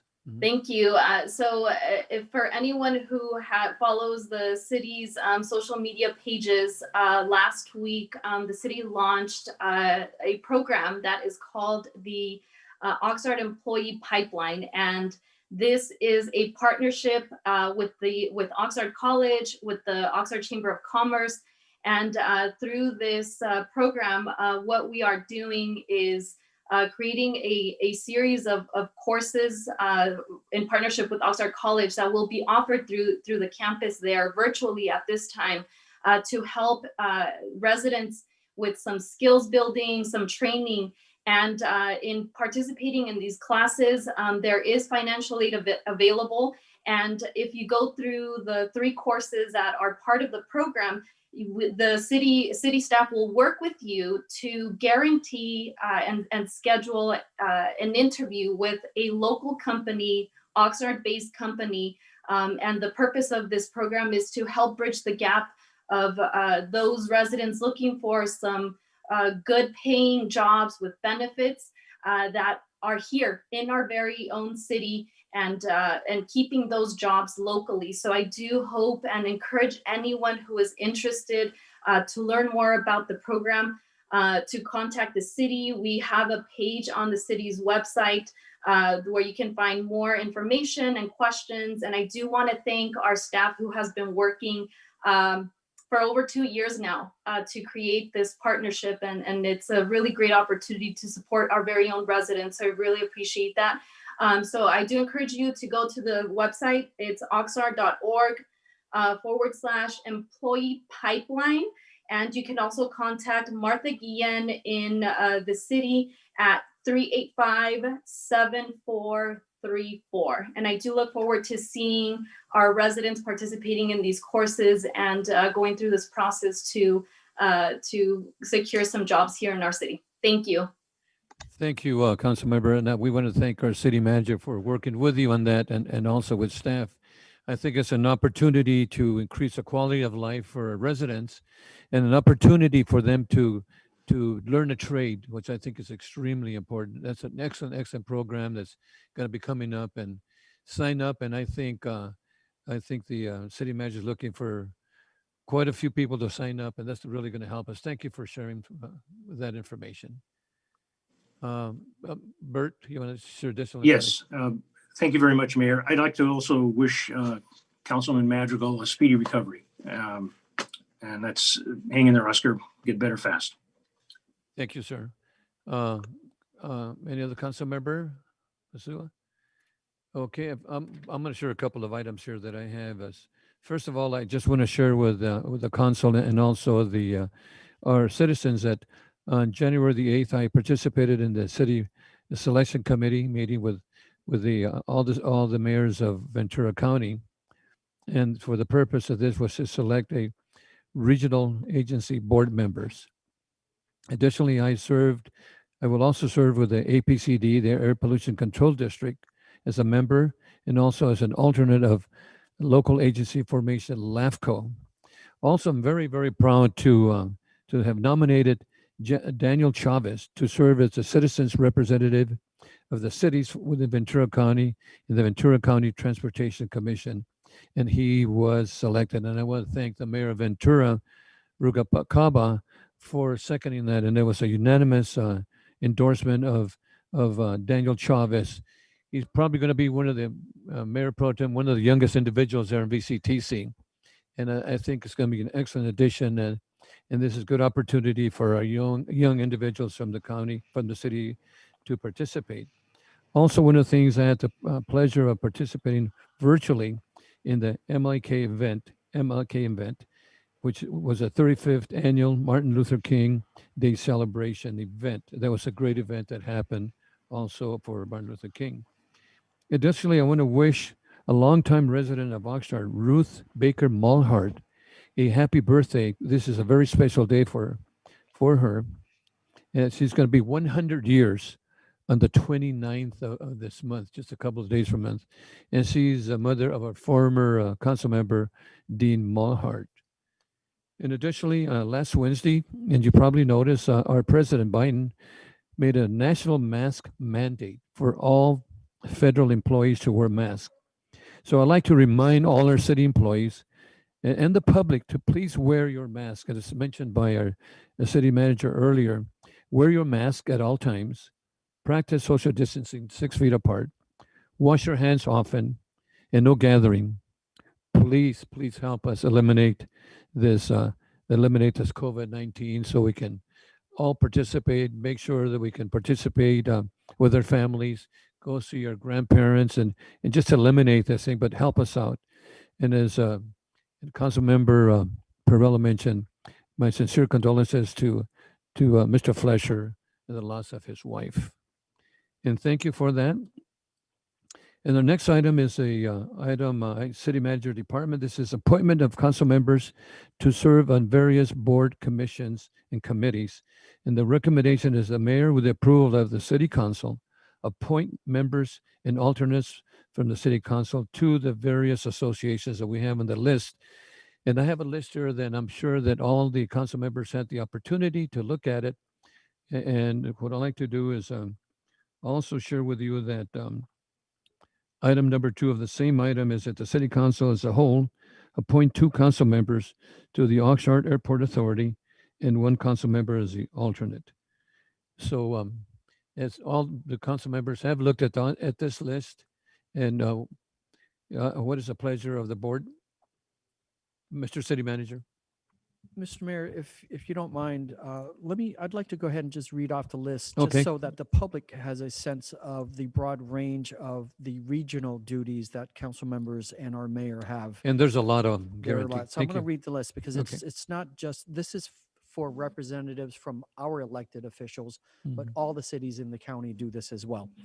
So here's the list: the Association of Water Agencies for Ventura County, the Beach Erosion Authority for Control of Operation and Nourishment, the Clean Power Alliance, the Cultural Arts Committee, the Economic Development Collaborative of Ventura County, the Gold Coast Transit District, the Las Cortes Housing Development Corporation, the Oxnard Convention and Visitors Bureau, aka Visit Oxnard, the Oxnard Plain River Park Reclamation and Recharge Joint Powers Authority, the Regional Defense Partnership for the 21st Century, the Ventura Council of Governments, VCOG, the Ventura County Animal Regulation Commission, the Ventura County Regional Energy Alliance, the Ventura County Transportation Commission, the Ventura Regional Sanitation District, and as you mentioned,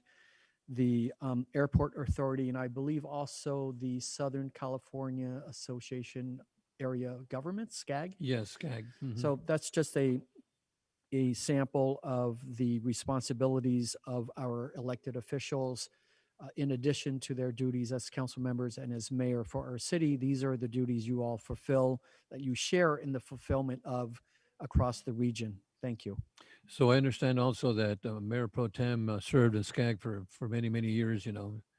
I think he had to take the train all the way to Los Angeles for many, many years, I think, Mayor Pro Tem. I did, I believe 4 years. I did a term then after I did, former Mayor Pro Tem Carmen Ramirez Carmen Ramirez. filled the seat. And SCAG is actually appointed by the Ventura Council of Governments, and the local representative would represent Oxnard, Port Hueneme, and Camarillo, I believe it is. Mhm. Okay, well, thank you. Then I need a motion for item 1 and 2 to approve the assignments. So moved. Mayor Pro Tem made a motion, Second. second by Lopez. Or was it Basu? I'm sorry. Either one. Both of them. Either one, doesn't matter. Okay, we'll give it to Basua. Roll call. This is for item 1 and 2. Mhm. Mayor Zaragoza, Yes. Mayor Pro Tem McDonald, Yes. Councilmember Perello, Yes. Councilmember Basua, Yes. Councilmember Lopez. Yes. Thank you, and that's been approved. Okay. Our next item is a review of the consent agenda item. And before we go to the public comments there, we have items 1 to 6. So before we go there, public comments on the items, we have 3 of them. And we'll start off with Ray Patel, followed by Pat Brown, and then Chris Hernandez. Ray Patel.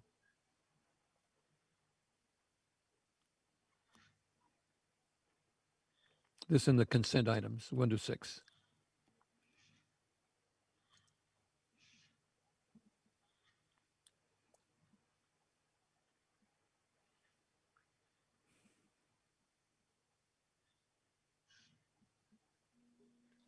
Mr. Ray Patel? Hello. Hi, yes, you have 3 minutes to speak. Thank you. Thank you very much. Mayor and council members, this is in regard to item L5 on tonight's agenda. Tonight, staff and council will consider action to establish an ordinance to amend the Oxnard City Code to define if a vacancy on the council or the office of mayor is filled by appointment. That person or persons shall hold that appointed position or positions only until such time that a special election can be held. That's fine and good, However, I think there is an important element missing. That is, how exactly is the appointment process to be executed? As mentioned by the city attorney at the 5 January council meeting, there is no set procedure for the appointment process. This needs to be corrected. Upon reviewing Chapter 2 of the Oxnard City Code, nowhere does it find a process of how to identify council or mayor appointee candidates and how to down select to the final selection for the appointee. A decision was apparently made to use an application process followed by candidate interviews and a vote by members of the council. It is unknown by what mechanism this decision was made. Apparently, the only way to learn this was from the VC Star article. Regarding the process, any member of the public who is a registered voter in the impacted district or the city as a whole, if the vacated seat is the mayor, may apply for the appointment. These applicants, aka candidates, would then be interviewed by council to ascertain the candidate's qualifications for service. Following the interview process, the council members would vote to decide which qualified candidate will fill the vacated council seat. If this is the process that will be used to fill the current and any future council seat, should this also be defined and documented in Chapter 2, Section 3 of the Oxnard City Code? I do not believe it is covered there now. I didn't see it. Therefore, in addition to Ordinance 2995 being entertained tonight, I suggest the staff consider adding the element of defining the process of how appointee candidates are identified, i.e. application process, and how to conduct the down select process, i.e. council interviews followed by vote process. Thank you very much. Thank you. And I'm sure that those, Mr. Ray, those procedures are being established as we speak. And Mr. City Manager, City Attorney, you want to share a couple of words on that? Mm-hmm.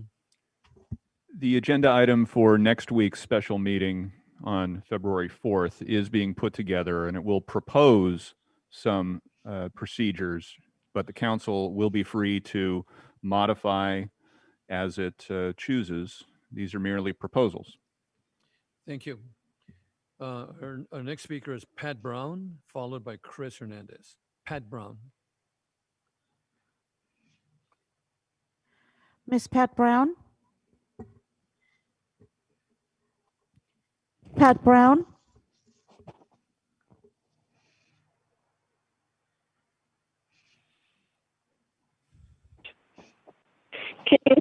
Yes, hi. You have 3 minutes. Thank you. Yes.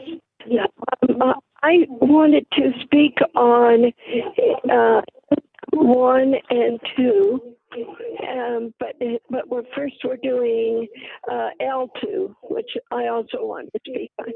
So I'll go back to mute after I speak, and then we'll wait till N1 and 2. I have some real concerns about the violence intervention and prevention. I don't know if it's really going anywhere. I don't know, but I read a lot in the newspaper articles about the police catching young people with guns and whatnot and driving cars that they sometimes don't even have a license to drive, or the car isn't licensed, all kinds of bad stuff. And I think we need to spend more effort, continue and spend more effort on the kids and their violent behavior and the graffiti problems and so forth, because I've been cleaning up graffiti for years and for the city, and I use the spray cans of stuff that they give me, and I go at it. But I just think that there's something missing there. Is there something missing there in this program for the kids? Is there something missing that's still allowing all of this bad social activity to go on? And is there anything else that can be done? Maybe volunteers from the residents of the city who have some experience in helping kids to get their emotional problem solved and whatnot, because I think a lot of it is caused by that. But I also would want to let them know that the racing of the cars and the spinning them in the big intersections and whatnot 30 seconds. is definitely not a place to not a thing to do. And I just want to make sure that there's plenty of activities going on to keep the kids busy and learning at the same time as well, if at all possible, and still have some success out of it without having so much negative and stuff out of the kids. So that's what I wanted to speak on L2, and I'll go back to my other, and Your then time we'll is come up. on with the N1 and 2 here later. Thank you. Thank you, Pat. Okay, now. Pat, this is Mayor Zaragoza. I just want to share personally that I had some questions on that too, but this is a really, really good program for our youth. It's an intervention and prevention program that reduces gang and youth violence. And some of the work that they do on those cars is just outstanding. And they've done a lot of great work. I've gone out there to see the work that they do after school and offering high school youth and mentorships to explore employment preparation and really to learn to work with cars and individuals. So I think it's a really, really excellent program. I'm not sure if Chief Benitez would like to share a couple of words on those items too, but I've been there before, and I just got to commend the Oxnard Police Department for the work that they're doing. Chief? Yes, thank you, Mayor, and I appreciate the comments that the speaker had, but I would beg to differ that with this, we believe that DRAG is a very, very valuable program. It's a very key tool for violence intervention, as it has a really strong means to motivate youth, to teach them structure. Having been through seeing the results of this program, there are so many success stories that come here, that kids that grew up to learn skills that actually turn them away from violence. This is the first year that we've actually programmed this funding into this grant program. And so I would ask the speaker to please give us a chance. Thank you, Chief. Okay, our next item is, speaker is Chris Hernandez. Hello? Can you guys hear me? Go ahead, Chris. Yes, you have 3 minutes. Thank you. All right. Good evening. This is Chris Hernandez, Vice Chair of the Five Points Neighborhood Council. Good evening, City Manager, City Mayor, Mayor Pro Tem, and City Council. I'd like to start off by thanking Chief Benitez and the Oxnard Police Department. 2 weeks ago, there was a fatal accident at the 5 Points intersection. The officers on scene were very polite and attentive to the questions and concerns from the citizens around the scene. The complete opposite of what one is used to in these times throughout the nation. Thank you. The next night, in front of the Best Western, here in the 5 Points neighborhood, a man was struck from behind by a vehicle while riding his bicycle. The police were on scene in no more than 2 minutes, an amazing response time. Oxnard PD has been doing an amazing job in the community, which leads me to an article released by VC Star on March 2nd, 2020. It states, major crimes in Oxnard fell nearly 15% in 2019, the fourth year in a row the city has seen a decrease, according to newly released statistics. The Oxnard Police Department has established a consistent positive relationship with the community and now is not the time to let up. Dale gas, decía mi tío, which translates to give it gas. So let's fuel the department with the funds they need to be able to continue escorting the at-risk youth in our community. Think of programs such as Oxnard City Corps and the Oxnard Police Activities League. The great work Coach and Officer Kevin Thompson could continue to do with available funds. Please, let's put this through for our youth, and let us not forget that having the proper guidance growing up is key, and also being able to feel safe. To feel safe is to be around a firefighter. To have a firefighter around is to feel safe, which is why it is important that they have the necessary funds to operate. If I'm not mistaken, we have the best firefighters around, assist in all major fires. And as Chief Hamilton has stated in previous meetings, they continue to operate at bare minimum funding. The bare minimum. Now, I don't want Chief Hamilton showing up one day with a fire 30 extinguisher seconds. to fight a blazing home. I'm sure he'd get the job done, but if saving a few bucks is gonna cost lives, or is it gonna save them in the end? Please, let's fund our firefighters and police department so that they continue to keep our community safe. And I believe in the drag program, especially with the lowrider scene out here in Oxnard. I think it's amazing program what they're doing, and I thank you all. I seize my time. Thank you, Chris. Okay, council members, so we have consent items 1 to 6. Any council members have any concerns on any one of the items? If not, do we need a motion for items 1 to 6 consent?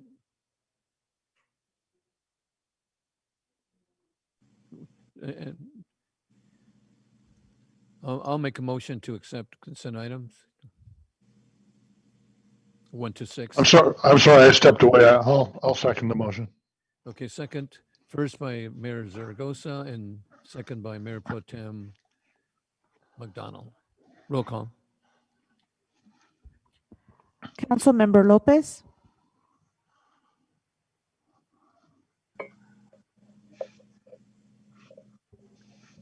Councilmember Lopez. Okay, let me see. Councilmember Basua. Lopez needs to. Yes. Muted. She's muted. Councilmember Perello. Yes. Mayor Pro Tem McDonald. Yes. Councilmember Lopez. She's muted. Yeah. Could you please unmute?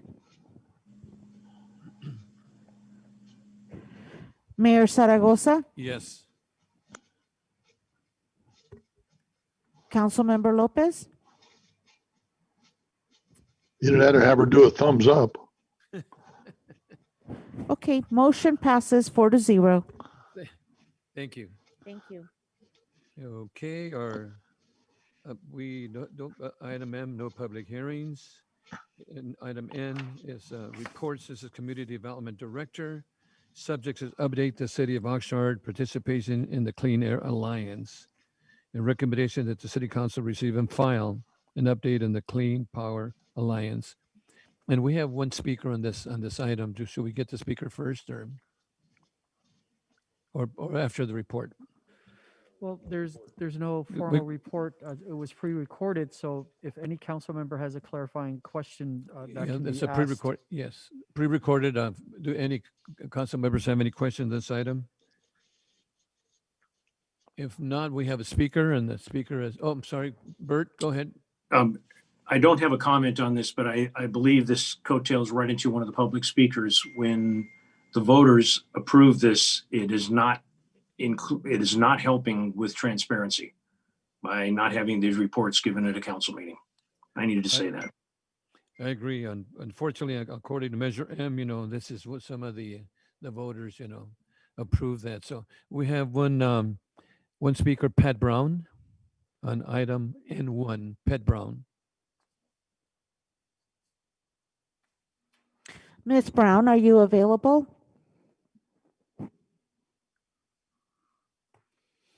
Ms. Pat Brown?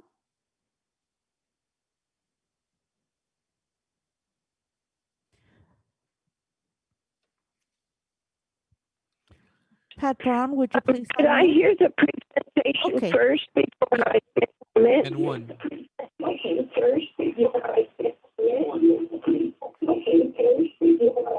I'm sorry, there's an echo. Would you please turn down your television? Yes, I have the TV on. Would you please turn it down? Turn it down, Pat. Yeah, okay. Let's see.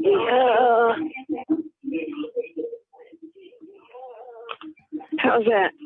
Yes, thank you. You wanted to make a comment on item N1? Yes, after the presentation. Ms. Brown, the presentation was pre-recorded and it's what has been available online. Oh, I'm not online. No, but the presentation's been made already, Pat. Okay, so I'll just go for my comments then, and maybe it'll fit, and maybe it won't, because I'm not online. I was wondering what was going on with this because I haven't heard hardly anything, any reports on this Clean Power Alliance for a long time. I would say close to a year. I think maybe it was almost a year ago when we heard the last presentation. At least when I did, I may have gotten not been available when it was presented. Anyway, I'm very concerned about this. This is an environmental, as far as I'm concerned, this is a real environmental issue with the power. And because it relates to wires getting burned and then starting fires and in woodland areas, and it ends up ruining our environment in the process. So I'm very concerned about this issue. And I also want to speak on number 2 as well. So I'll do that right now, and then I'll save you some time. Pat, the we're not there yet. comments on the that's next. The comments on the encampment response project plan is of concern to me because it sounds like that they may want to be doing something with the homeless, sheltering them on Ormond Beach. And at least that's the way it's presented here. Receive and approve a plan to respond to an existing homeless encampment near Ormond Beach. That's the wrong place. Wrong place. Ormond Beach is a very fragile atmosphere. I know it doesn't look like it, but it is. And in the spring and summer, Ms. Brown, there's that is the later item on the agenda. there's species of birds, special ones, that nest in the beach. And if people are walking around, and especially with their dogs, the dogs scare the birds and kill the birds and whatnot. So could this project be somewhere a little ways away from Ormond Beach instead of right next to it? Thank you. Thank you, Pat. Okay, council members, this is a receive and file.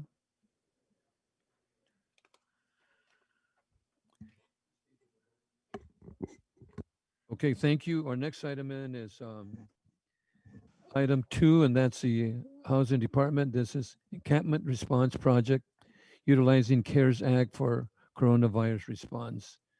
And this again also is pre-recorded per Measure M.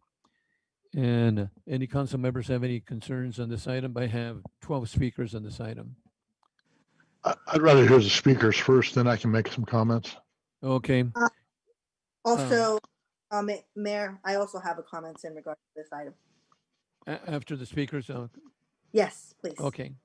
Okay, we'll start off with the speakers then. And we have 12 speakers on this item.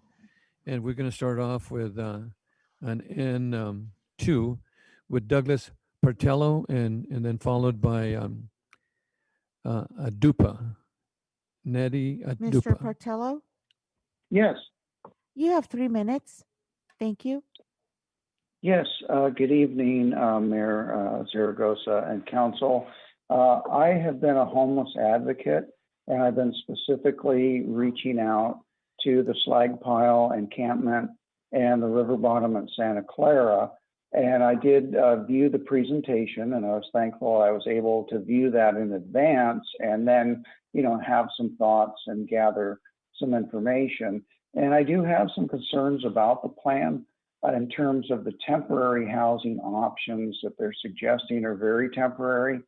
And I'm not certain about the number of days or nights stay that those vouchers and what some of those requirements are to receive those and that. So maybe those could be clarified.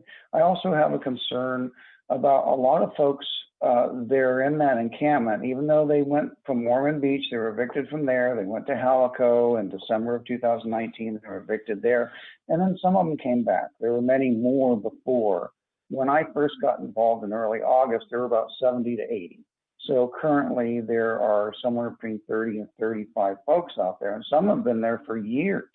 And now they're going to be uprooted. And as unpalatable as living on an EPA super fund, it is not fit for human habitation. I think we can all agree on that. But where are they going to go? The options that they're given that are well-intended, and a lot of money's been spent, a lot of thought's been put into it, and I'm not at all suggesting that, you know, the city doesn't care about the homeless. I'm not ever suggesting that. But at the same time, there are some concerns about uprooting them from this stability.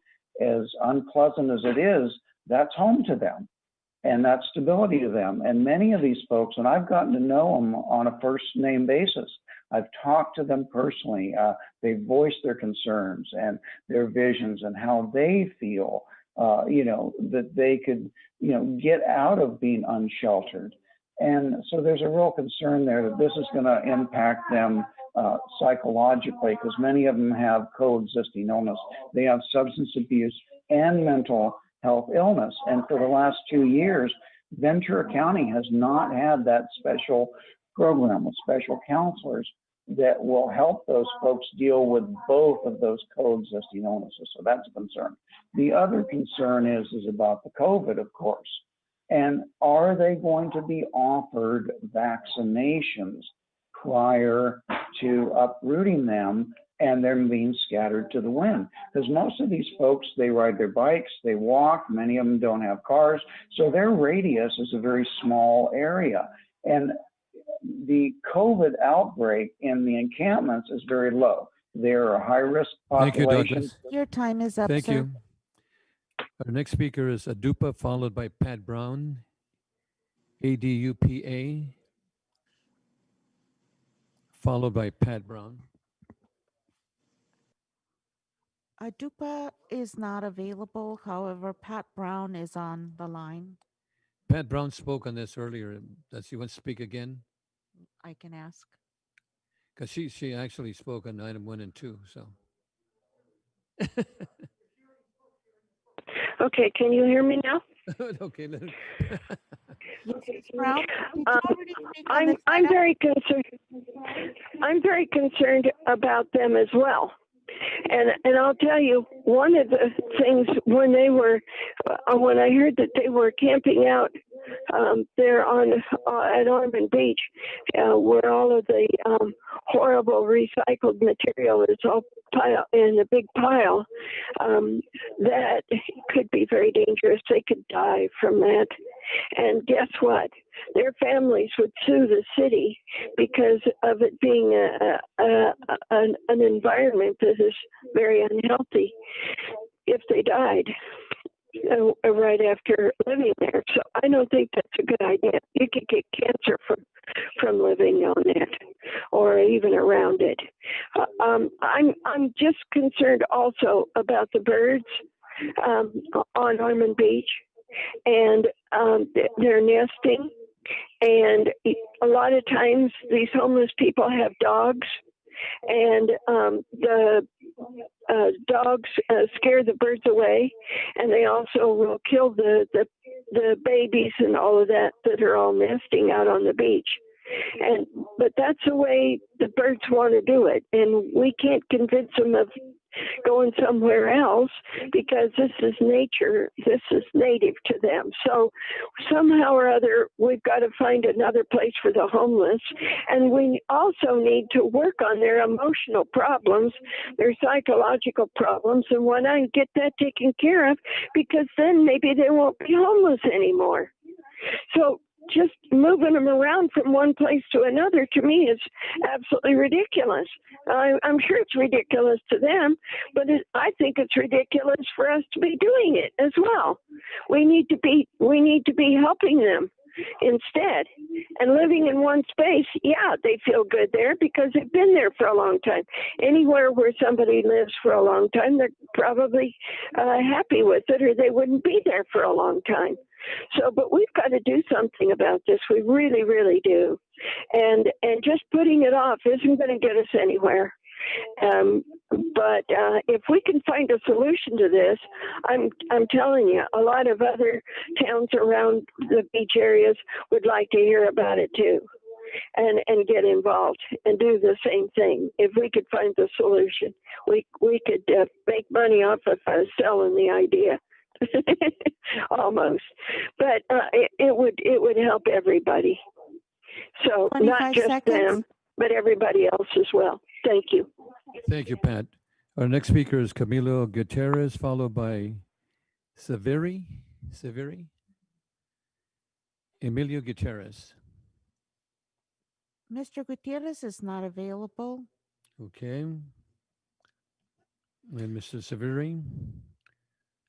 The person on the list that we have available are Peggy Rivera and Chris Hernandez. I don't see him.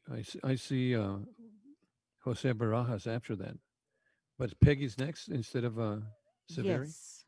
Peggy Rivera is available, and so is Chris Hernandez. Peggy Rivera's way down. Okay, we want to put Peggy now, or? Sure. Okay. Ms. Rivera, are you on the line? Peggy Rivera? Yes, this is Peggy. Yes, thank you. You have 3 minutes. Hi, I just would like to say that I agree with Pat. Trying to find a solution for the issue of homelessness has been a real challenge to us. Ormond Beach is a gem. It really is. It's very beautiful out there. And to create a site out there for the homeless, it seems like a great problem, but we're taking away from our nature conservancy right there, and the birds, they nest there. It just doesn't make any sense. Why can't we put them at the camping ground on the other side of Victoria or someplace? And then where are we going to get the money to keep that up? It's all about the money, isn't that what you guys say? But nevertheless, you're kind of even afraid to speak out because then you're considered a troublemaker or get under Mr. Nguyen's skin, and now you're a bad person. I'm a citizen of the city of Oxnard, and I will speak out. My name is Peggy Rivera, and I will continue to speak out for my community because I love my city. Thank you very much.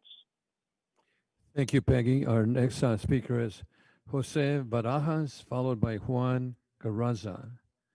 Jose Barajas. Mayor Jose Barajas is not available, and neither is Juan Carranza. Okay. However, we do have Lucy Okay. Cartagena on hold. Okay, go ahead, Lucy. Miss Lucy Cartagena, are you on the line?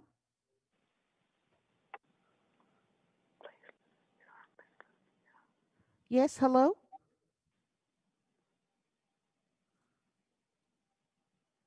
Lucy? Please unmute. Lucy Cartagena? Hi, Lucy. Okay, can you hear me now? Yes, thank you. You have 3 minutes. Okay, so I was looking at the packet thing and I was looking at the Halco. But first and foremost, I'm saying for Mr. Perello, it's nice when you sit on the dais and you can attack the community and attack leaders when we speak up. You talk about passion, yeah, with passion, but there's a big difference. You want to talk about if we don't sit up on there? I've sat as a homeless commissioner. I was the vice chair. And what I have learned is that the city council doesn't listen. We make recommendations and it goes deaf. So it's easier and better for us to be citizens, to be voting citizens, and to express our outcry. So is it passion?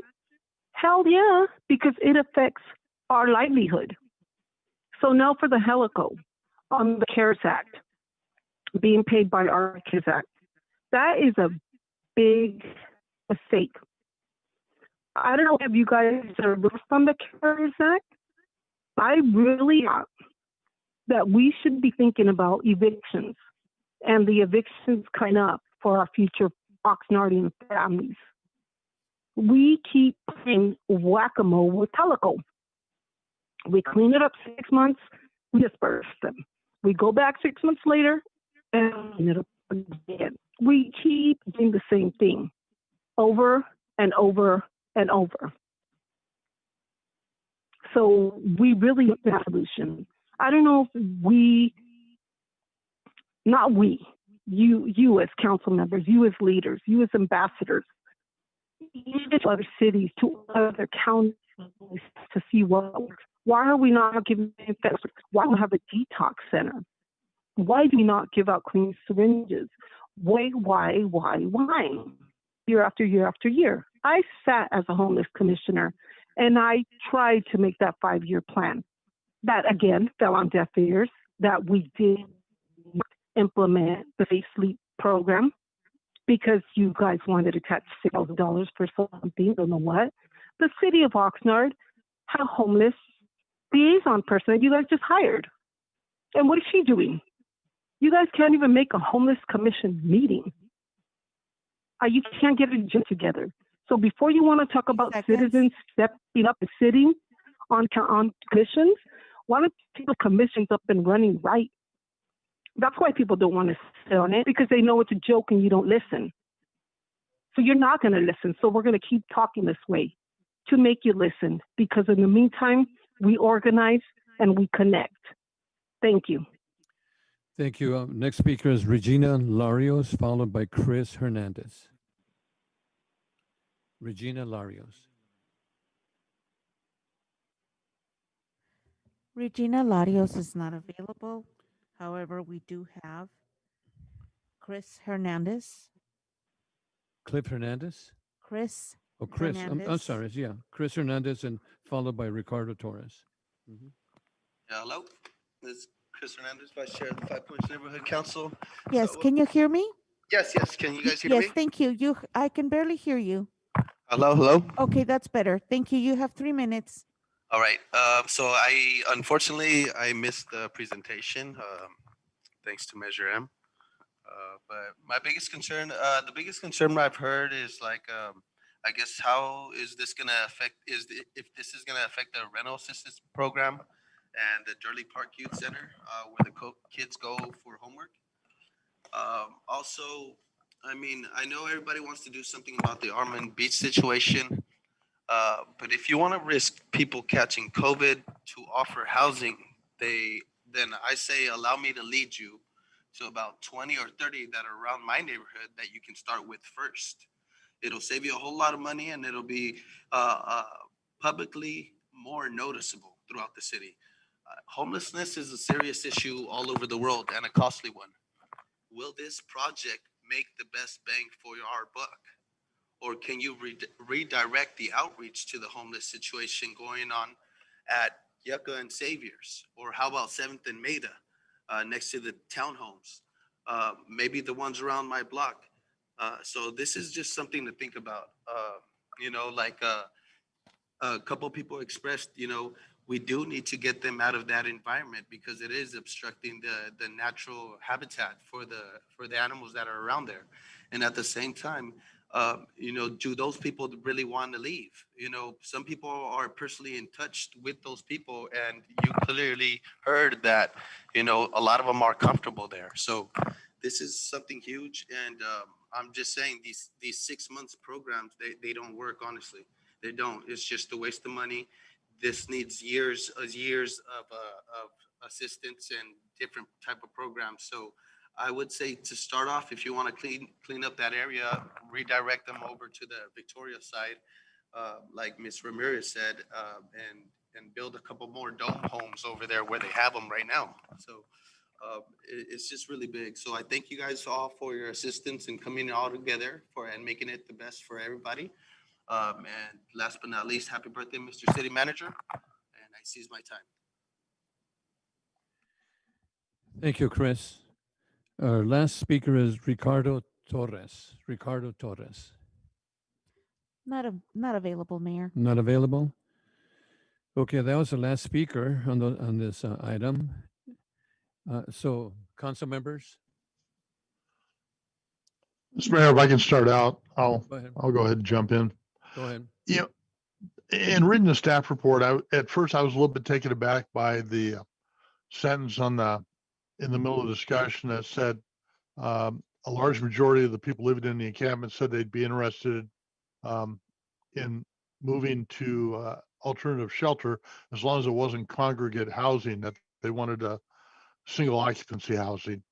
And I'm thinking, well, you know, we're trying to offer you something and you're asking for a little bit more. And I was, you know, but I understand that. And then later on in the staff report, because of the January 2021 federal and state COVID-19 guidance, we're pretty much limited in what we can offer them. And it's single occupancy housing. And I have mixed feelings about that, because a lot of times when you deal with people that are homeless, they have a variety of reasons for being homeless. It's either that they're down on their luck, they have some sort of psychological issue they need to work with, or some sort of a dependence issue that they need to work with. And I think we need to be cautious if we put people into individual rooms and don't have some sort of follow-up program to work with them on a very regulated daily basis. It might exacerbate those problems that they're dealing with instead of, you know, finding a way to help them out. And this is one of those problem areas that no matter what we do, probably someone's not going to be happy with our approach to it. And I'm certainly not the expert on this. I don't have all the answers. I wish I did. And everyone you talk to has a slightly different take, but I want to make sure that one, we offer the people what we can to help them deal with the things they need to deal with. And I understand that. I don't have a problem with that. And I think at some point, some people were thinking that we were going to build a shelter down at Ormond Beach. That's not what I get from this staff report, that it's a matter of trying to deal with the Ormond Beach population and get them into programs and housing and some better alternative than living in a tent on a beach area adjacent to a hazardous waste site that they really shouldn't be there anyway. And then there's the issue of a lot of that property is all privately owned and still privately owned. So it's a complex issue. I know our neighbors in Port Hueneme are just as concerned about it as we are. And I think we need to do something, but because of case law, federal law, state and federal guidelines, our hands are getting more tied every day, and it's frustrating trying to deal with something. And it seems like every day someone promulgates a new rule that makes it more challenging for us to do this. But you know, I'll be the first one to say we need to find a program for these folks to get into, and we need to find a program for them to deal with their issues, whatever those issues are, and try and get them back into mainstream society. But it's just frustrating at best. And I apologize for not having a better answer. I know that I mentioned earlier about my ongoing discussions with EPA and other private partners trying to remediate the property that's down there. And it's not been a simple process. So I appreciate everybody's input on this. I appreciate everyone offering solutions. Sometimes we can utilize them, sometimes we can't. But this is really going to have to be a community approach. It can't just be the seven of us and you know, our staff. It has to be a community approach on this. So thank you very much, Mr. Mayor, for the opportunity to offer my comments, and thank you to all those that called in. But before we go over to Perello, I am, you know that this is temporary housing, and this is subject to the encampment response project plan. So it's really temporary housing that we're looking for, and it's subject to the response project plan that the housing is looking together. Perello? Sure. Yeah. Even before I got on the council in June of 13, I remember Councilman McDonald trying very hard and sharing with the council the efforts that he'd been making to try to get Oxnard and this Helico site straightened out. And he's identified it very well. The laws, bankruptcy courts, everything else. The city of Oxnard between a rock and a hard place. We've done things, including renting the site to a church that was going to do this, and we found out people took advantage of the people who were there. Done a lot of good things to try to do things. The comments tonight, some of them heated, and I appreciate that. I appreciate the passion that's involved in this. I appreciate Mr. Chris Hernandez's comments that we can look for other areas. We need to, in my opinion, again, this is another item, people, and you have an opportunity to get involved in your government up to getting elected in office. The person that's elected puts his or her pants on the same way you do. But they come with ideas and suggestions, and they were supported to get into this position. It doesn't make them right or wrong. But when the individuals come up and they make comments and they also vote, and we have a measure that was passed that prevents people from seeing the presentation. So we even have mixed opinions when people come up. And if we could figure how we're going to talk about the same thing, everybody on the same page. Everybody on the same page.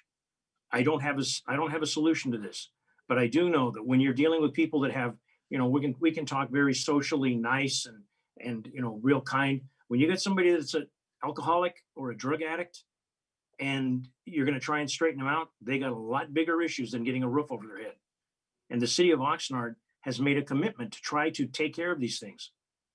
The management, the council, the management is brought in, the housing authority, those people have made a commitment to try and fix these things.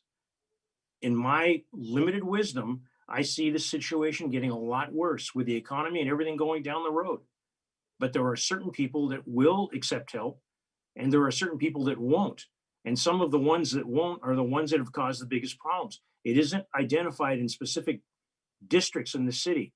I have residents in District 1 that are raising holy Cain because of certain things being done by certain homeless individuals. And they expect a council member to snap his fingers and make it go away. It doesn't work that way. A lot of the things that have to do with mental health, the city of Oxnard is not involved with mental health having the resources. That's a county issue. And the resources that we've gotten from the system of the county have helped somewhat, but it hasn't solved the problem. The people that take the time and interest to pay attention to city council and what's going on, they see it even better than I do, what's going on. If they have a suggestion that's going to work, we're all ears. It's the best I can say. This is a very tragic situation, but they got a comment I grew up with. Thank God, there for the grace of God goes me. But some of these people create their own situations, and you can try to help everybody, but I'd rather try to help the people that want to be helped. And in this case, we're trying to help everybody. We're not trying to put them in camps where they get sick and everything else. Those are my comments, Mayor. Thank you. Any other council member? Council member Basua? Thank you, Mayor. I actually had some of the same comments that Mayor Pro Tem McDonald had in the report. One thing that also, the main thing that bothered me was the exact same thing that he mentioned, how most of these individuals do not want to go to a shelter, but would go to a single residence. And also part of it was using Section 8 vouchers. And I'm not against that. Anything that we can do to take care of this problem, I'm always going to support. But the main issue here that I see is the fact that, one, the Section 8 program has really strict regulations as far as who can enter the program. And I'm not really sure that these individuals here would benefit or would even be allowed to enter the program based on federal regulation. So what I'm asking is if we can, as staff members, the staff can maybe, and I don't know what can be done in order to help.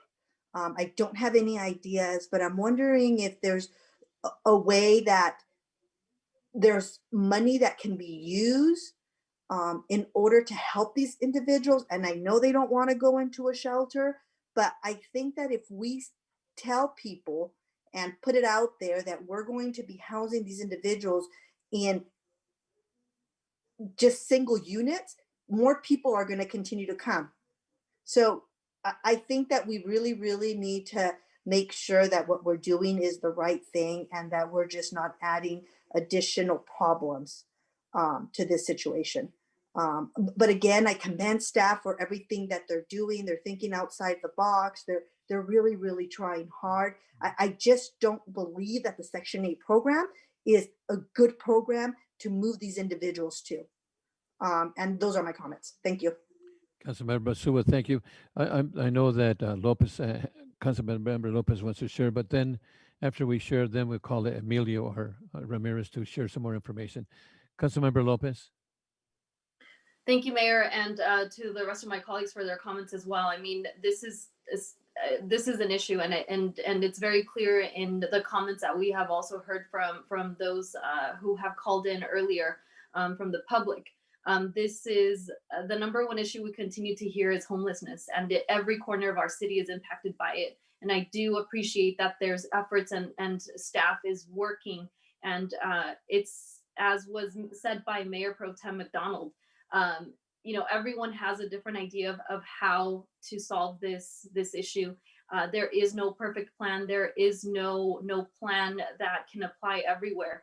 And I appreciate that there are efforts to address these issues. So I just had one question for Mr. Ramirez when he follows with his comments, and more generally, what does the housing availability or housing assistance availability look like in the city right now in terms of, whether it's Section 8, the Section 8 vouchers, whether it's through the housing authority, what housing is available. I think just to give our community a better sense of what the status is of the city and being able to serve the needs of our community seeking housing assistance. Thank you.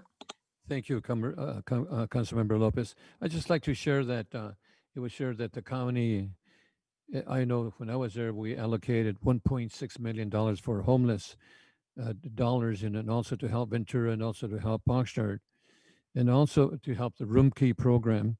But I want to share with you that this is not unique to Oxnard. We got to remind ourselves this is throughout California, especially Los Angeles.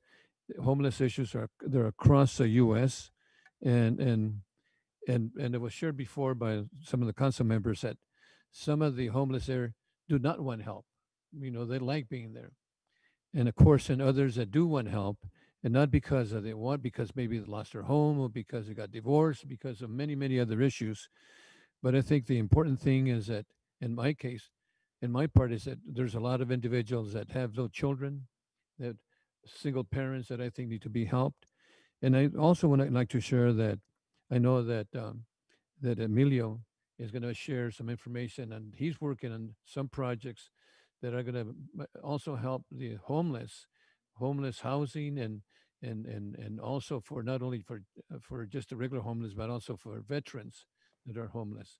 So I think this is not unique to Oxnard, but it's something that we have to share because it's a health and safety issue, number one, and it's affecting the city of Hueneme, it's affecting the city of Oxnard, and also that Ormond Beach area needs to be made more desirable.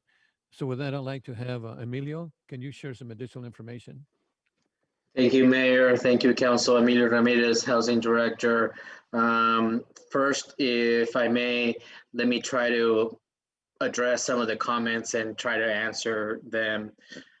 First of all, some of the comments appear to imply that we are looking to sanction or create an encampment somewhere on Ormond Beach, and that is exactly the opposite of what we are looking for. There is an existing encampment near Ormond Beach on the slag pile, which we are looking to assist and remove, house, and remediate. We are not looking to provide housing at Ormond Beach or in any way create a tent city or an encampment at Ormond Beach. I just wanted to make that clear. Second, there was a question about the use of CARES Act funding for a different method, i.e. paying rental assistance. In this case, it is CARES Act money, but it's really a special allocation from CARES Act to ESG, Emergency Solutions Grant.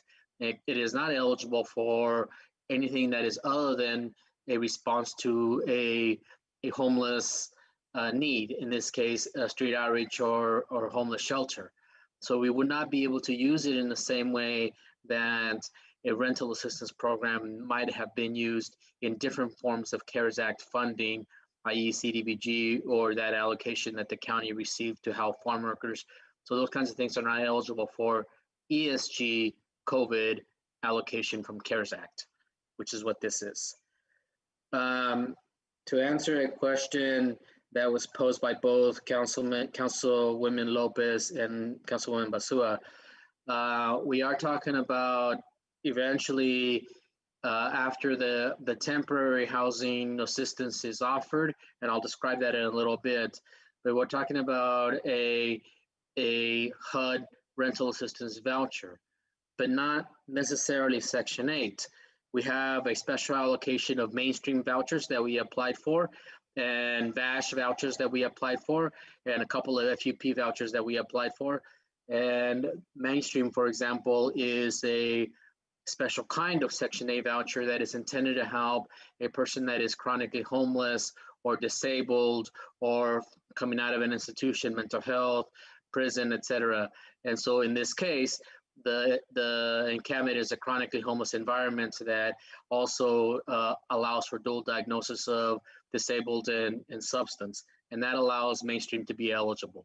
So we're proposing to use those kinds of vouchers to provide the long-term assistance.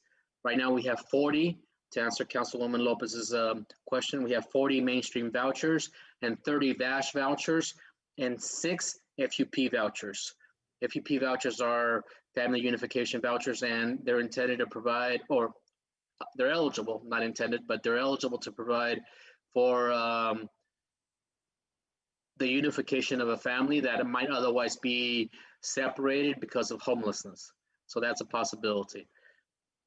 The intent of the using of the ESG COVID CARES Act funding for the temporary scenario, that is the proposal that we are asking council for approval to procure an operator for that temporary housing scenario, during which time that we are processing the application and eligibility and issuance of those special mainstream VASH or FUP vouchers, or potentially a Section 8 voucher if the Section 8 voucher is the most viable. It's possible that they are on the Section 8 list, and that's a possibility.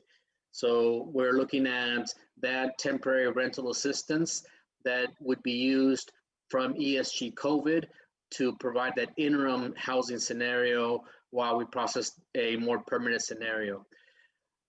Mayor Protem is correct in that not a lot of the residents at the encampment, we have met them all. We have talked to everybody. We have engaged with everybody that is there. They're not all interested in a congregate shelter environment, i.e. the barrack style shelter that we operate at K Street, simply because they want privacy. They want to be next to their pet. They want to sleep next to their spouse, or whatever. For whatever reason, they don't like the barracks environment and they're asking for a different form. Some are saying that they will not move. So yeah, there is that complication, admittedly so. We think that we can provide for a real housing solution long-term for approximately a quarter of the people that are there. And while some of the comments have been true, that we continue to go back to serve this particular encampment and other encampments in town, yes, that is true. But we remain committed to continuing that effort until 10 or 20% or 25% each time reduces the homeless population by providing housing. Eventually it accomplishes 100% of the population, and we will just keep doing that, and that's what we're offering at this point. There was a comment by one of the public speakers relative to active case management or support services while they're in the temporary housing scenario or in the permanent housing scenario. And I believe the term "don't leave them alone." We do not intend to leave them alone to their own devices. We will provide active case management. The process to date has been very partner intensive. The Backpack Medicine Group from the County of Ventura, Salvation Army Outreach Group, the Mercy House team, Turning Point team, Rescue Mission team, a lot of people who are providing services to the homeless population, shelter care resources have been on site and helping us, along with city departments, the police department, the fire department, community development, environmental resources, the list goes on and on and on. And yes, the objective ultimately is going to be to provide a longer term scenario for housing for everyone who we can assist. Right now, the state COVID guidance is that we do not disperse an encampment if we cannot offer housing. And that's why we are proposing a more long-term, medium-term, 6-month term effort so that we can provide a real shot at providing the alternate housing versus just dispersing the encampment throughout town. I do think that this method of providing encampment response is something that we can continue to replicate throughout the city, because there are encampments, not at this size, but throughout the city that we need to continue to respond to.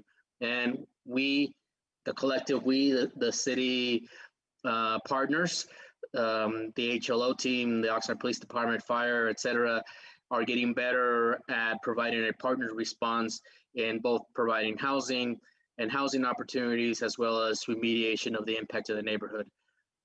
We have some way to go, but we are getting better about it. And this is one of the methods that we are proposing to undertake.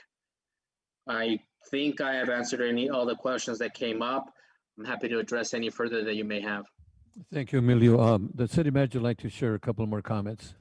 Yes, thank you, Mr. Mayor. I think this has been a very good and interesting discussion tonight, and hearing the actual feedback from both the public and the council members is very helpful on this. I just want to remind folks, because we've been struggling with this obviously for a long time, and as the mayor reminded everyone, this is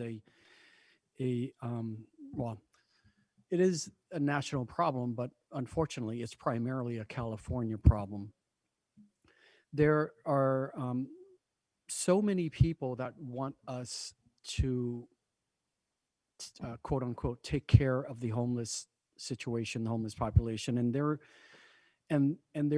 there's an array of reasons why that is.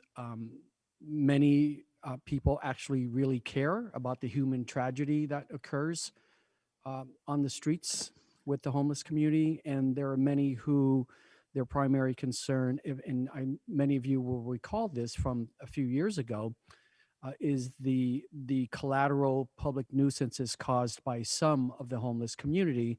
You'll recall about a year and a half ago, everyone was up in arms in our various business districts regarding the impacts. There are other people who have interest, or whose primary interests are environmental concerns, whether it's the native greenery in some of our nature places in the city. Others have concerns, as you heard earlier, about some of the native bird habitats. There are lots of variety of concerns over this, and we understand all those. On staff, we share and care most about the human tragedy that is occurring in our community. And we are always doing our best to balance out the needs of the various homeless community members, the often very legitimate complaints from other segments of the community. And we balance that out with the lack of resources and I've spoken about this very publicly, my frustration with the lack of direct resources coming from the state of California, while they have a couple of large purses of money set aside for homeless and housing, but we're just not seeing those funds. Our partnership with the county, with Ventura County on the homeless effort has been key to any of the success that we've had as a city, and we greatly appreciate the contributions made by the county. And I just want to remind people, on staff, with Mr. Ramirez's leadership, we study the various efforts, both from around this country, but also from around the world. So we've learned about best practices, and we've also learned about a lot of failed efforts. And the report you have before you tonight is one particular effort looking at one particular segment. But I think we all know when you sit back and think about it, the homeless community is definitely not monolithic. There are a variety of people who are homeless, and for a variety of reasons. It isn't all about criminals or ex-felons or drug addicts. There are also just many people who've lost their housing due to economic um, um, concerns. There are lots of seniors who have lost their housing once one of their spouses has passed away. And there are also a lot of women who have been forced into homelessness specifically because of domestic violence. And we also have a lot of youth who are homeless through no fault of their own for many of these categories. So there are a lot of people that we're working with, and Mr. Ramirez and his team are leading multiple efforts on multiple fronts to try to help as best as we can. But there's no perfect mousetrap for this, given all of those variations. There's no perfect mousetrap for this, and there certainly isn't a one-size-fits-all approach. We are, again, implementing the best practices from around the country, including the experiences that we've had here in Oxnard. And we are taking, as best as possible, a pragmatic approach in each of these various efforts. Just realize that we will not solve all of the problems for all of the homeless at one time. We are working incrementally is the best approach we can take. And again, when we bring these plans forth, it isn't the only plan, right? We're bringing multiple plans at different times to you. It's a reflection of the various efforts to address the various needs of the homeless community. Again, it's not a monolithic community. Not everybody is so-called service resistant. Not everyone is opposed to going in a shelter. That's obvious. Our shelter most of the time is full.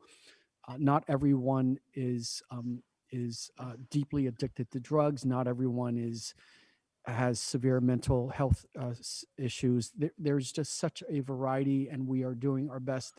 The key thing that we do have agreement with in terms of a common denominator is that the Housing First model is the model that has proven most effective for most of these scenarios. And I think it's very paralyzing for all of us on staff or on the council or community advocates. It's paralyzing when we think about this in terms of just the sheer number of homeless, but we're not tackling the entire number in one fell swoop, right? We in essence, we kind of break it up into chewable, digestible bites as appropriate for all of these various groups. And I'm telling you, in terms of cities in California, we could not have a better leader in this effort than Mr. Ramirez. Thank you very much. Mr. City Manager, I'm going to share something too that one of the things too that is extremely important as a human being is to make sure that those individuals, whether it's a senior, a family, or whatever, to have a nice warm bed or even a place, especially now.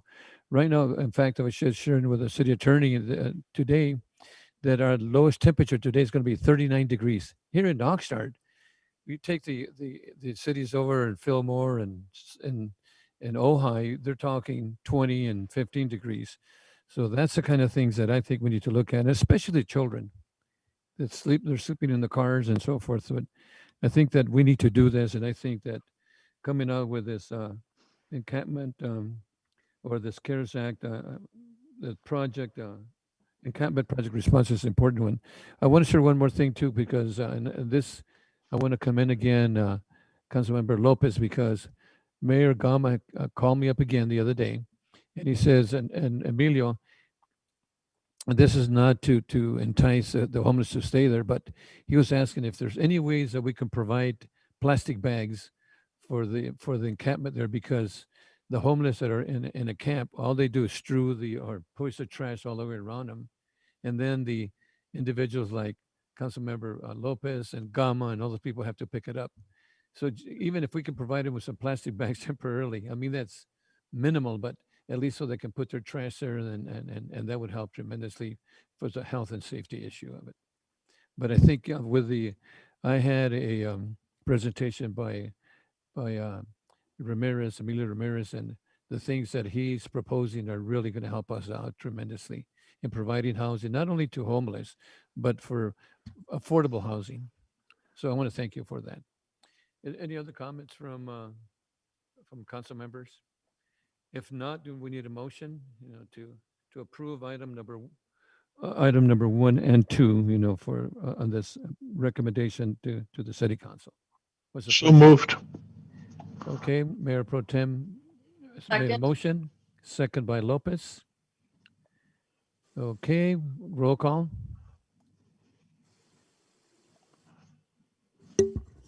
Mayor Zaragoza, Yes. Mayor Pro Tem McDonald, Yes. Councilmember Perello, Yes. Councilmember Basua, Yes. Councilmember Lopez. Yes. Thank you. Motion passes 5-0. Okay, Thank thank you. you. Our next item is city attorney item is subject is bridge jumping ordinance introduction. And this is a recommendation the city council approve the first reading by title only and waive further readings of the ordinance, adding Article XX 111 to Chapter 7 of the Oxnard City Code, prohibiting bridge jumping. This is was approved by the Public Safety Committee 3-0. So, Mr. City Attorney, is that you or Jason Zaragoza? That is me tonight, and I would like to thank Deputy City Attorneys Andrew Gonzalez and Jason Zaragoza for their work on bringing this forward. Okay, and this was again pre-recorded per Measure M. Council members, any questions, concerns on this item? I don't have any, but there were 2 speaker requests. Okay, we have 2 speakers, and Pirelli, you want to wait for the 2 speakers? Yeah. Okay, we have 2 speakers, Stuart Fiddler and Gabriel Tehran. Stuart, Mayor, Stuart Fiddler is not available, not available? but we do have Mr. Gabriel Teran Okay, on the line. Gabriel Tehran? Yes. Gabriel? 3 minutes. Mr. Teran, are you still on the line? Hello, yes, I'm here. Yes, thank you. You have 3 minutes. Thank you very much. Thank you, Mayor, council members. My name is Gabriel Turan, and in accordance with Measure M, each person is allowed 3 minutes to comment, so I will use my 3 minutes.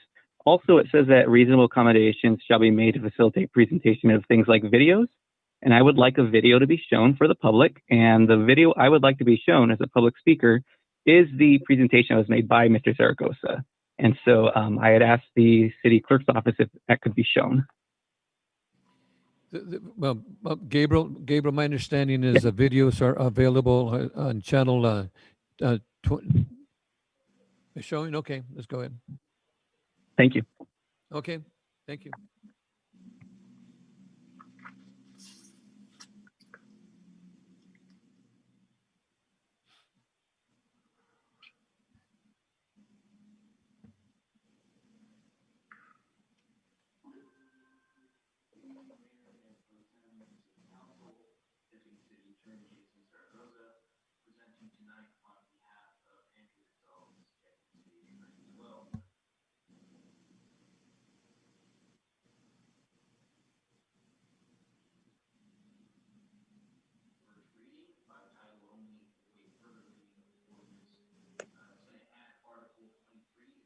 Can we bump the sound up?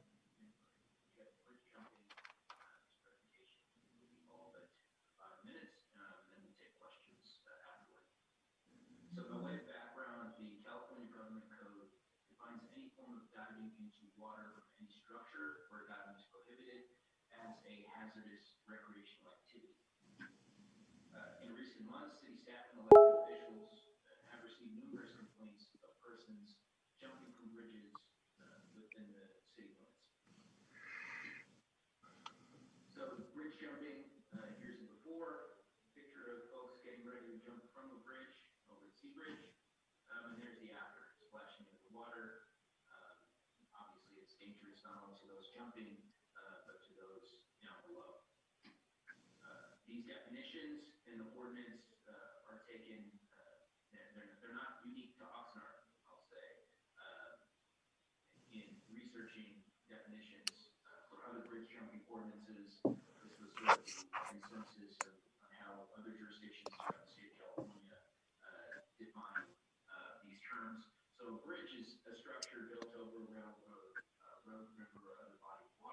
I understand there were only a few seconds left in my time. I wanted to thank the city clerk for bringing this up. I know there was a sound issue, and that's specific to Zoom.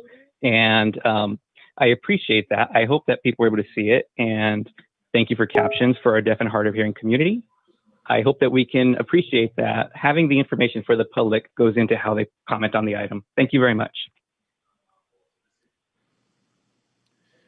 Thank you. Gabriel, what do you think?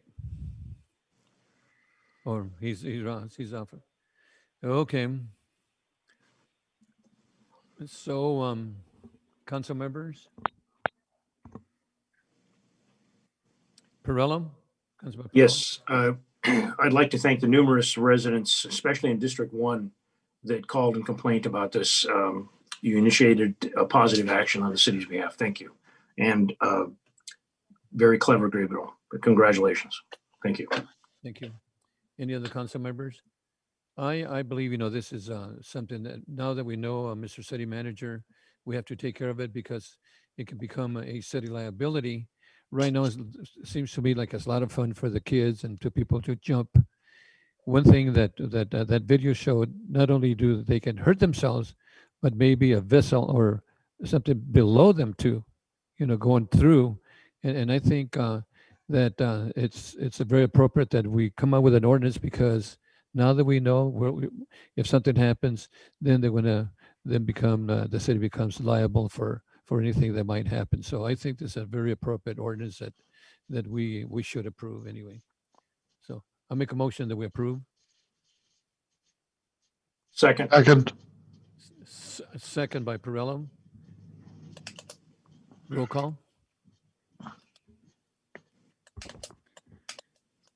Councilmember Lopez, Yes.